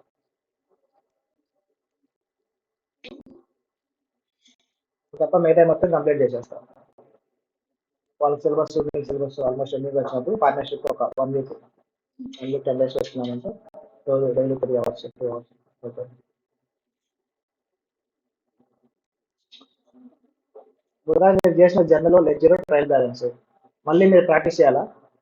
తర్వాత అవసరం లేదుగా, అలాగే ఫీల్ ఉందిగా. సిలబస్ డిలే అయితే మీరు ఫీల్ అవుతారా? ఎవరుగా అవుతారంటే చెప్పండి, ఎక్కువ హాస్పిటల్స్ కంప్లీట్ చేద్దాం. సిలబస్ కంప్లీషన్ అలాగైనా చేయొచ్చు, కానీ ధైర్యంగా ఉండాలి. మనం ప్రాక్టీస్ అయినా అవ్వకపోయినా నేను ఎగ్జామ్ ఈ రోజు పెట్టినా రాసేస్తాము అనే కాన్ఫిడెన్స్ తోటి సిలబస్ అవుతుంది. తక్కువ టైం పట్టింది, దానికి ఎక్కువ టైం పట్టింది. కాబట్టి మనం వెళ్ళే మెథడ్ ఆఫ్ టీచింగ్ సింప్లిఫైడ్గా ఉంటే అలాగే ఉంటుంది. మెథడ్ ఆఫ్ టీచింగ్ 100 ప్రాబ్లమ్స్ చేపించి ఎగ్జామ్కి వెళ్తూ ఉంటే ప్రాబ్లమ్స్ అన్ని క్లాస్లో జరుగుతాయి, 100 ప్రాబ్లమ్స్ జరుగుతాయి. కానీ ఏ ప్రాబ్లం ఏం చేశారు అనేది 100 ప్రాబ్లమ్స్ చేయడానికి మీకు గుర్తుండదా? అప్పుడు ప్రిపరేషన్ కంపల్సరీగా కావాలి. మళ్ళీ ఫస్ట్ నుంచి మొదలు పెట్టుకుని అన్ని టిక్ కొట్టుకుంటూ చేసుకుంటున్నారు. అప్పుడు మీకు ప్రిపరేషన్ అయిపోయేటప్పుడు ఎగ్జామ్స్ వచ్చాయి. అవునా సార్? ఆ ప్రాబ్లమ్ చాలా చోట్ల ఉంటుంది. ఎన్ని గంటలు చెప్పాం, ఎన్ని ప్రాబ్లమ్స్ చెప్పాము. మీరు 100 ప్రాబ్లమ్స్ ప్రాక్టీస్ చేయండి. సీఏ వాళ్ళు సీఎం వాళ్ళు 101 ప్రాబ్లమ్స్ ఇస్తారు. అప్పుడు ఏం చేస్తారు? ఖచ్చితంగా ఇదే జరుగుతుంది. 100 ప్రాబ్లమ్స్ ప్రాక్టీస్ చేస్తే 101 ప్రాబ్లమ్ వస్తుంది. 200 చేస్తే 201 వస్తుంది. అంతేకాని మీరు చేసిన అందులో ఉండదు. అప్పుడు మనం సబ్జెక్ట్ వైజ్గా వెళ్తే, కాన్సెప్ట్ వైజ్గా వెళ్తే వాడు ఏ ప్రాబ్లమ్ అని ఇవ్వండి, మనం చేసేస్తాం. ఎన్ని ప్రాబ్లమ్స్ చేసామనేది మీరు ఎప్పుడు లిస్ట్లో పెట్టుకోండి. అందరూ చెప్తుంటారు నువ్వు అన్ని ప్రాబ్లమ్స్ చేపిస్తాను క్లాస్లో, ఎన్ని ప్రాబ్లమ్స్ ఏమైతే మీరు ఎన్ని ప్రాబ్లమ్స్ చేసినా పాస్ పర్సెంటేజ్ మార్క్ ఉందా? అదే 10%, అదే 20%. మీరు నిజంగా చేసిన 100 ప్రాబ్లమ్స్ చేయించడం వల్ల అందరూ పాస్ అయ్యేటట్టయితే అందరూ అక్కడే జాయిన్ అయిపోతారుగా.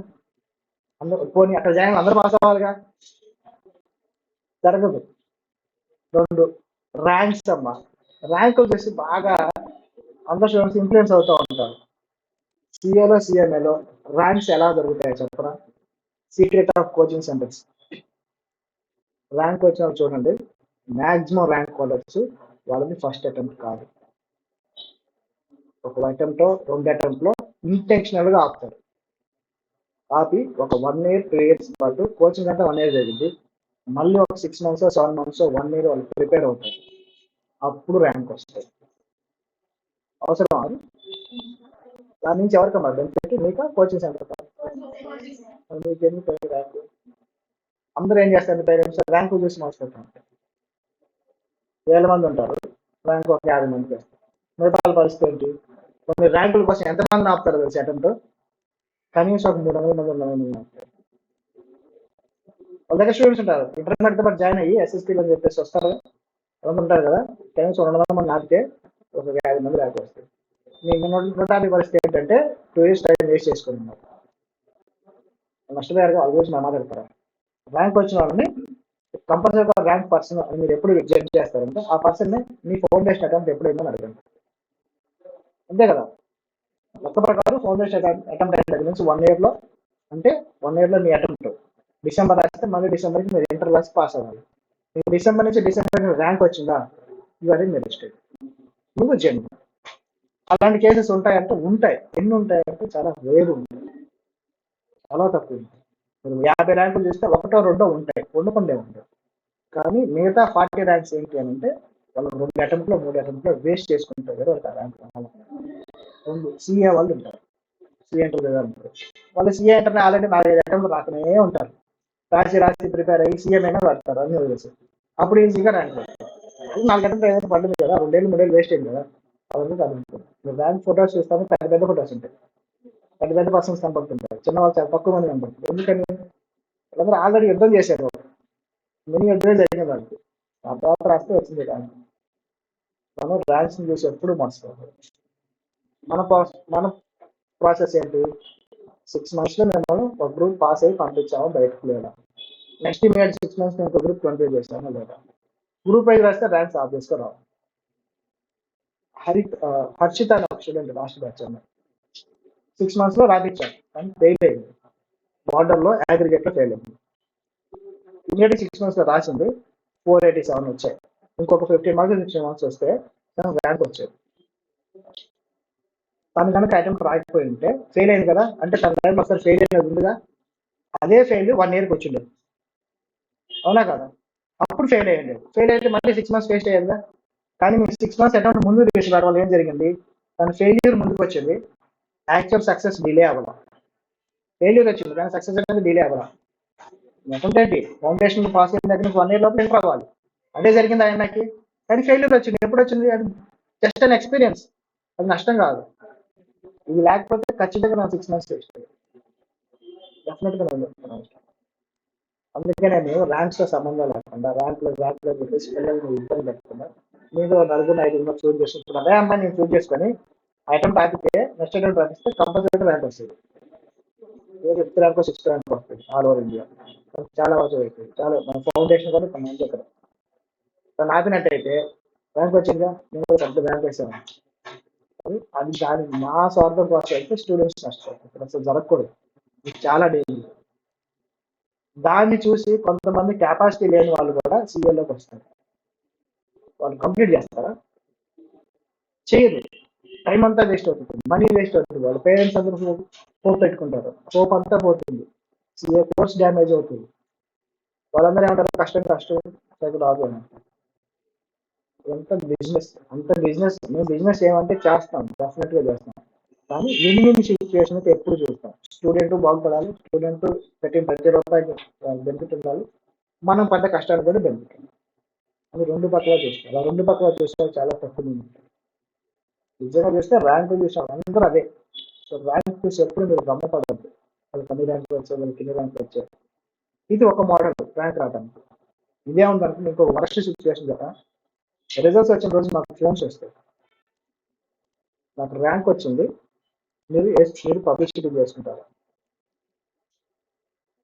లిటరల్గా జరుగుతుంది. నాకు ప్రతి అటెంప్ట్కి వస్తాయి ఫోన్స్. చెప్తాను మనకు అవసరం లేదు, మా పాలసీ అది కాదు, మా పేరు ఇంతే చెప్తాం. అడుగుతారు, పంపిస్తారు.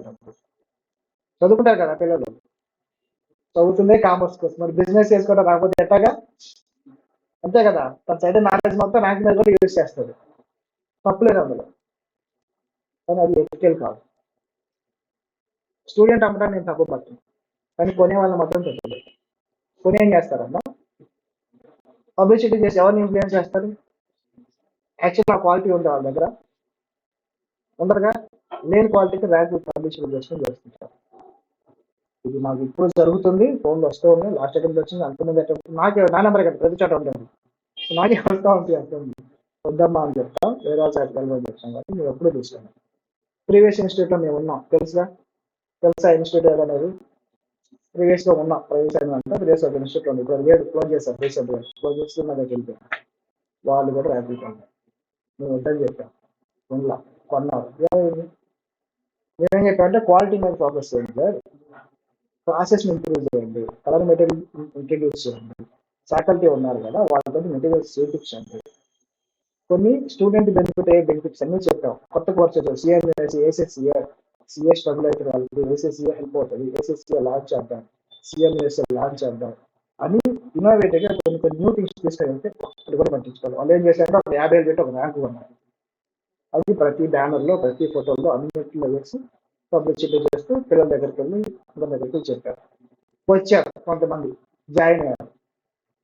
ఇంటికి వచ్చిన చుట్టానికి నువ్వేం పెట్టకపోతే ఉంటారా? మళ్ళీ వస్తారా? అదే జరిగింది. వస్తారు, ఏమో పట్టించుకోరు, క్లాసులు చెప్పరు, సిలబస్ టైంకి వెళ్ళవు, అటెంప్ట్స్ రాయట కావాలని అటెంప్ట్స్ కూడా డిలే చేస్తారు. ఎందుకు చేస్తారు అనుకుంటున్నారు? హాస్టల్ చేస్తారు. ఏమవుతుంది ఇప్పుడు? మేము అటెంప్ట్స్ ఆపి నేను ఎక్స్ట్రా పంపించాను అనుకో, 6 months పాటు ఎక్స్ట్రా ఉంటారా? అప్పుడు కూడా ఫెయిల్ అవుతారా? మళ్ళీ ఇంకో 6 months ఉంటారా?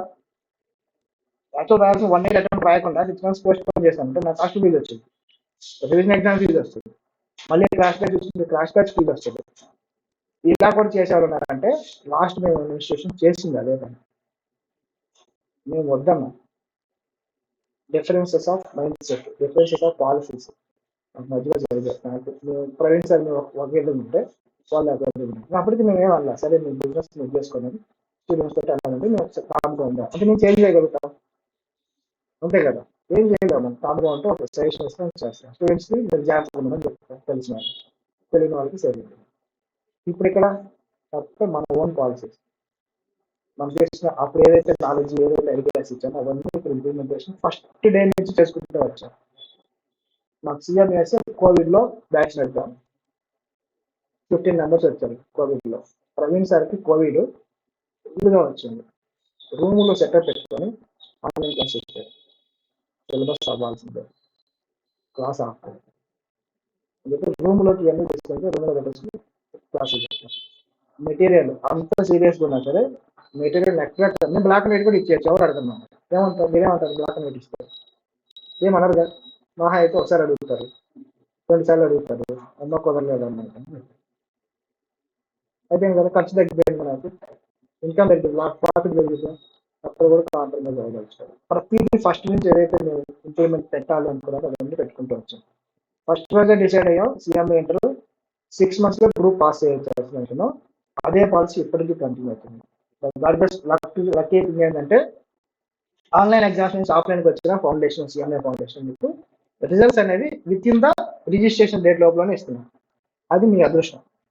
బేసిక్గా ఆఫ్లైన్కి వస్తాను అనుకున్నప్పుడు మేము కంగారు పడ్డాం, ఆ డేట్ దాటిపోద్దేమో, డేట్ దాటిపోతే మీరు 6 months వేస్ట్ అయిపోతుంది, అటెంప్ట్ రాదు కదా, ఇమీడియట్ అటెంప్ట్కి వెళ్ళాం. చాలా జరుగుతుంది అనుకున్నాం, కానీ సిఎంఏ వాళ్ళకి చెప్పాగా పిల్లలంటే ఎక్కువ లవ్, అందుకని చెప్పేసి ఎంసీక్యూస్ ఎగ్జామ్స్ పెట్టి రిజల్ట్స్ అనేది with in the due date లోపల ఇచ్చేస్తాం. 10 days 1 week ఉందని చేస్తున్నారు. మేము వచ్చిన ప్రతి స్టూడెంట్కి ఫస్ట్ మేము చెప్పేది రిజిస్ట్రేషన్ చేయండి, ఎవ్వరు చెప్పరు. వచ్చాక ఫీజు కాదండి, ముందు మీరు రిజిస్ట్రేషన్ చేయండి అని చెప్తాను. ఎందుకంటే ఆ స్టూడెంట్ అటెంప్ట్ కావాలి. అదే రిజిస్ట్రేషన్ ఆపితే ఆ 25,000 నాకు ఫీజు కడతారు, నేను బెనిఫిట్ పొందుతా. ఆ 25,000 తీసుకుని నేను బయట వడ్డీకి ఇస్తాను, నాకు వడ్డీ వచ్చిందిగా, ₹2 వడ్డీ వస్తుందిగా, నేను ఇన్కమ్ పోగొట్టుకుంటున్నాగా. నా ఫీజు డిలే చేయండి, పర్లా సగమే కట్టండి, ఒక 10 ఏళ్ళే కట్టండి, కానీ మీరు రిజిస్ట్రేషన్ మాత్రం చేయండి. రిజిస్ట్రేషన్ చేయాలి, 5,000 ఖర్చు క్లాస్లో కూర్చోండి, అసలు ఫ్రీగా కూర్చోండి, నిలబడితే వచ్చి కూర్చుంటారు. అప్పుడు ఏమైందంటే ఉన్న వాళ్ళు నష్టపడతారు. అందుకని మినిమం అమౌంట్ అని ఒక 10,000 పెడతాం. మీరు రేపు ఫ్రీ క్లాసెస్ ఇస్తాం, కానీ రివిజన్ ఎగ్జామ్స్ ఫ్రీ చేయాలి. ఏమైనా ఒకవేళ వెళ్తారనుకో వాళ్ళు మళ్ళీ వస్తారు, మేము చదువుకుంటాం సార్, ఫీజు కట్టమని చెప్తాం. Classes free, face to face కూర్చోమంటారు. ఫేస్ టు ఫేస్ ఫ్రీగా ఇవ్వండి. ఫేస్ టు ఫేస్ ప్రాసెస్ ఫ్రీగానే ఇస్తాం. బుక్స్ తీసుకోవాలి 10,000 పెట్టి. అలా పెట్టినప్పుడు ఏమైందంటే జెన్యున్ గా చదువుకోవాలనుకున్న వాళ్ళు మాత్రమే కూర్చుంటారు. ఫ్రీ అన్నాం అనుకో, నంబర్ ఆఫ్ బ్యాచెస్ ఉన్న స్క్రాప్ అంతా వచ్చి కూర్చుంటారు. వాళ్ళు మీలాంటి వాళ్ళందరినీ డిస్టర్బ్ చేస్తారు. అవునా కాదు? మీలాంటి వాళ్ళందరినీ డిస్టర్బ్ చేస్తారు. అప్పుడు ఏమైంది, క్లాస్ ఎన్విరాన్మెంట్ అంతా డిస్టర్బ్ అయిపోతుంది. వాళ్ళు కంట్రోల్ చేయడం కోసం 10,000 పెట్టేస్తారు. బుక్స్ ఎంత కాస్ట్ అవుతుంది కదా, మళ్ళీ రెండోసారి బుక్స్ ఇవ్వండి, ప్రాసెస్ ఇస్తారు, రెండోసారి బుక్స్ ఇవ్వండి. లేదు నువ్వు కట్టలేనా, మీ బుక్స్ చదువుకుంటాను, జూమ్ లైవ్కి వెళ్ళిపో, నాకే అభ్యర్థులు, జూమ్లే ఫ్రీ, ₹1 కట్టాల్సిందా, ఏం చేయాలి. కానీ ఫేస్ ఫేస్ కూర్చోవాలంటే ఫేస్ చేసుకుంటాం. ఇవన్నీ ఎందుకంటే ఉన్న స్టూడెంట్స్ కూడా నష్టపోకూడదు. స్టాఫర్స్ గురించి నేను చదవగలుగుతాను, గొడవకి చదవలేదు, ఒక బ్యాచ్ జరిగింది, అందుకని పెట్టాను. ఫ్రీ అంటే ఫ్రీ మన దగ్గర. నెక్స్ట్ మీకు అన్లిమిటెడ్, ఇప్పుడు వీడియోస్ పెడతాను ఆపుతున్నాను లేదు, మన old students first batch students కూడా ఇంకా యాక్సెస్ ఉంది, ఆపలేదు, వాళ్ళకి యాక్సెస్ ఉంది. కాకపోతే మా ధైర్యం ఏంటంటే క్లాసెస్ ఏదైతే చెప్తామో అది మీరు 2 సార్లు చూడు, 3 సార్లు చూడు. ఎక్కువ మంది స్టూడెంట్స్ ఏం కోరుకుంటారంటే ఫేస్ టు ఫేస్ చదవని కోరుకుంటారు. ఆ ప్రాసెస్ ఫ్రీగా ఇచ్చినప్పటికీ మీ ఫ్రెండ్స్కి మీరు షేర్ చేసినా వాళ్ళు ఒకసారి 2 సార్లు చూస్తారు. ఎవరు వింటారమ్మా ఫ్రీగా రికార్డు ఇచ్చిన డబ్బులు లేని వాళ్ళు వింటారు. దానివల్ల మీరు హ్యాపీగానే ఫీల్ అవుతారు. మీ ఫ్రెండ్ ఎవరైనా మనీ లేకుండా ఉంటారంటే క్లాసెస్ వినిపించండి, ఏం పర్వాలేదు. Recording access వినవానండి. 2 లాగిన్స్ వరకు మీరు లాగొట్టే వాళ్ళు లాగిన్ అవ్వాలి, వింటారు, ఏం కాదు. మనీ ప్రాబ్లం ఉండాలి.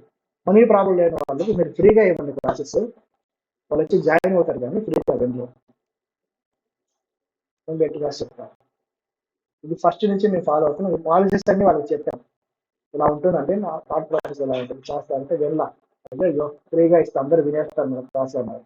నువ్వు క్లాసే సరిగా చెప్పట్లేదు, మీరు ఎవరు వింటారని చెప్పాను. ఇదే మాట అన్నాను, క్లాస్ మీరు పూర్తి చేస్తే కదండి వినేది. ఇలా మాట్లాడాను. అట్లా డిఫరెన్స్ వచ్చి పెట్టచ్చు. ఎందుకు చెప్పాను అదంతా, ఎప్పుడు స్టార్ట్ అవుతుందండి చెప్తుందా? మొదలయ్యి ఫాస్ట్ వెళ్తాయి, ఫ్యూచర్ నుంచి ఫాస్ట్ వెళ్తాయి. ఎప్పుడైనా సరే మీకు అందుకే ఏ ఇబ్బంది అయినా సరే మమ్మల్ని డైరెక్ట్ కాంటాక్ట్ అవుతుంది. చిన్న చిన్న ఇష్యూస్ కూడా మేము అడ్రస్ చేస్తాం. చిన్నదే కదా వదిలేదు, ఇప్పుడు ఆన్సర్ చెప్తాం, చిన్నదే కదంటే మిమ్మల్ని అన్నా వదిలేనంట, లేదంటే మేము నాకు సొల్యూషన్ అన్నా ఇస్తాం. ఏదైనా మీకు రెస్పాన్స్ ఇస్తాం. ఫస్ట్ మనకు రెస్పాన్స్ కావాలి, సొల్యూషన్ కాదు. రెస్పాన్స్ ఉంటే we are happy, okay someone is listening, we are working అని. కంప్లైంట్ ఇచ్చిన పర్సన్ కూడా ఒక సాటిస్ఫాక్షన్ ఉంటుంది, వెయిట్ చేస్తారు. రెస్పాన్సే లేదు, కోపం వచ్చిందా లేదా, అందరూ కూడా జరుగుతుంటే ఏంటండి. జాయిన్ అవుతారు, ప్రతాప్ సార్ ఫోన్ చేయమంట, వాళ్ళు ఫోన్ చేయరు. జాయిన్ అవ్వగానే ఫోన్ చేసి చెప్పండి, నేను మీ నెట్వర్క్స్ ఇచ్చేది నేను, మీ క్లాస్ యాక్సెస్ ఇచ్చేది నేను, వాళ్ళ క్లాస్ యాక్సెస్ ఇచ్చేసి అంటే మీకు ఏదైనా ప్రాబ్లం వస్తే మీకు ఫోన్ చేయమని చెప్పి చెప్పండి అంటారు. బిజీలో మర్చిపోతుంటారు ఒకరిద్దరు. ఆ ఒకరిద్దరు డిలే అలా అవుతుంది, వాళ్ళు ఎప్పటికో మాకు ఫోన్ చేస్తారు. ఫోన్ చేసినప్పుడు ప్రతాప్ సార్ అయిపోతారు, రవి సార్ చేతులు అయిపోతారు, మీరు ఎందుకు ఫోన్ చేయాలి స్టూడెంట్ లేదు స్కూల్లో వచ్చిన వాళ్ళు ఆ రోజు ప్రతాప్ సార్ని ఆల్మోస్ట్ ఏదో ఒకటే ప్రతాప్. కానీ సార్ ఉంటారు వాళ్ళకి, ఎందుకంటే ఒక సాటిస్ఫాక్షన్ స్టూడెంట్స్కి నేను సంథింగ్ ఇక్కడ ఏదో మంచిగా చేస్తున్నారు మీరు అనే దాని మీద ఉన్నాం. లేదా ప్రొఫెసర్ బయటకు వెళ్తే మంచిగా వస్తుంది. సిటీ ఆటో ఇష్టం లేదు అతనికి, మన దగ్గర వేరే చోటకి వెళ్ళినా సరే ఎందుకు వెళ్ళాలంటే సాటిస్ఫాక్షన్. మనం చెప్పినట్టు చేస్తాం, చెప్పినట్టు చేయలేదు అనుకుంటే ప్రొఫెసర్ అడుగుతాడు, నెక్స్ట్ విజయ సార్ డివేట్ అవుతున్నారు అంటారు, ఆయన అడుగుతాడు. వాళ్ళ కోసమే చేయాలి. వాళ్ళు డిమోటివేట్ అవ్వదు, వాళ్ళు డిమోటివేట్ అయ్యారనుకోండి నువ్వు ఇచ్చే సాలరీస్ వాళ్ళు చేయలేదు, తక్కువ ఇస్తారు సాలరీస్, ఎందుకంటే వీళ్ళు తక్కువ కదా, తక్కువ స్టాఫ్ తక్కువ సాలరీస్. ఆ డెడికేషన్ స్టాఫ్ నా దగ్గర నిలబడతాయి. ఒక సాటిస్ఫాక్షన్ స్టూడెంట్ మనకు మంచిగా చేస్తారు, సాటిస్ఫాక్షన్ కూడా లేదు. మెటీరియల్స్ వెరిఫికేషన్ చేస్తాను, ఇప్పుడు సాటిస్ఫాక్షన్ అవుతుందా, నువ్వు వెరిఫై చేస్తే హ్యాపీనెస్ ఫీల్ అవుతుందా, నువ్వు నోట్స్ నేను చూపిస్తున్నా సాటిస్ఫాక్షన్ అవుతుందా. అలాంటి సాటిస్ఫాక్షన్ స్టాఫ్ కూడా ఉండాలి. ఉండాలి అంటే ఏదైతే ప్రిన్సిపల్స్ రూల్స్ పెట్టుకున్నారో ఆర్గనైజేషన్ మాట ఇస్తున్నారో అది ఫాలో అవుతూ వాళ్ళకి ఇచ్చే సాటిస్ఫాక్షన్, డివియేట్ అవ్వకుండా. అది మనం ఎప్పటికప్పుడు చెక్ చేసుకుంటాం. డివియేట్ అవ్వమంటే అవుతా ఉన్నాం, ఎప్పుడైనా ఒకసారి అవుతా ఉంటాం, అది తెలియక జరిగేది, ఓవర్ రైడ్ లో జరిగేది, కొన్ని మన కంట్రోల్లో ఉండవు సినారియోస్. ఆ సినారియోస్ వచ్చినప్పుడు తప్పదు. తెలియదు మెటీరియల్స్ ఇప్పుడంటే ఓకే, కానీ యుక్రెయిన్ వార్ స్టార్ట్ అయినప్పుడు మాకు కలర్ మెటీరియల్ తీయటం అంటే హెడేక్ అయిపోయింది అనుకుంటున్నారు.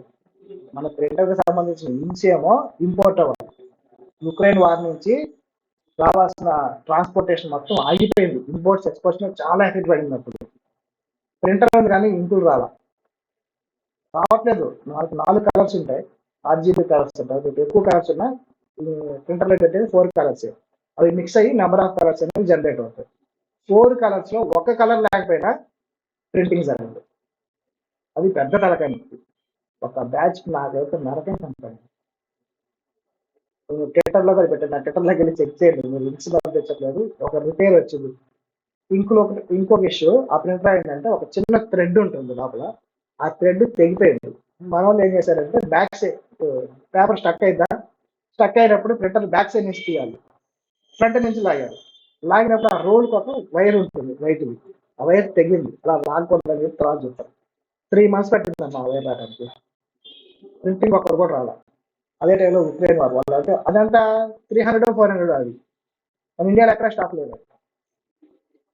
జపాన్ నుంచి ఎందుకంటే అక్కడి నుంచి రావాలంట, వారి నుంచి మొత్తం స్టాక్ అంతా ఆగిపోయి 3 months టైం చేసాను. నేనైతే ట్విట్టర్లో పెట్టా, వాళ్ళ మేనేజర్కి ఫోన్ చేసి అందరికీ ఫోన్ చేసి నేను పెట్టలేదు.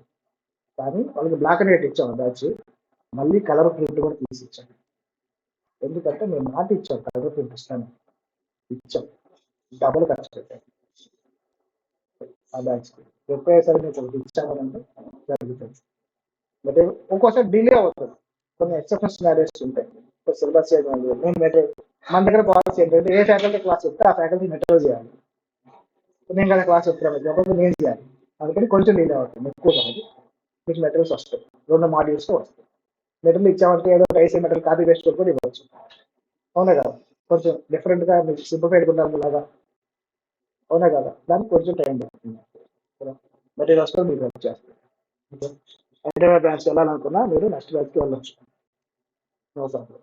క్యాంపస్ కూడా ఈసారి బాగుంటుంది, బిల్డింగ్ కూడా మంచి బిల్డింగ్, అందరు సిఎస్ స్టూడెంట్స్ ఉంటారు, కొందరు రీడింగ్ వాళ్ళు ఉంది, అన్ని పర్ఫెక్ట్గా నేను ఎప్పుడు ఉంటాను 24/7. హైదరాబాద్ ఇప్పుడున్న క్యాంపస్లో 8 తర్వాత క్యాంపస్ వరకు ఉండదు, కింద ఇప్పుడు వరకు ఫోన్ చేస్తుంది. ఓకే, అదొక సైకో. నైట్ 8 తర్వాత ఉండేవాళ్ళు, మార్నింగ్ 9 లోపల అవుతుంది. వెంట మాత్రం 24 hours పెంచారు, అది పాలసీ. అట్లా ఉంటారు కొన్ని ప్లేస్, అవన్నీ అవాయిడ్ చేసుకుంటే వెళ్ళడం చాలా కష్టం. ఈ బిల్డింగ్ 2 months నుంచి డిస్కస్ చేస్తే ఇప్పుడు వచ్చింది మంచి రోజు ప్రయాణం సరికి అదే పని, ఉదయం సాయంత్రం అదే అనమాట.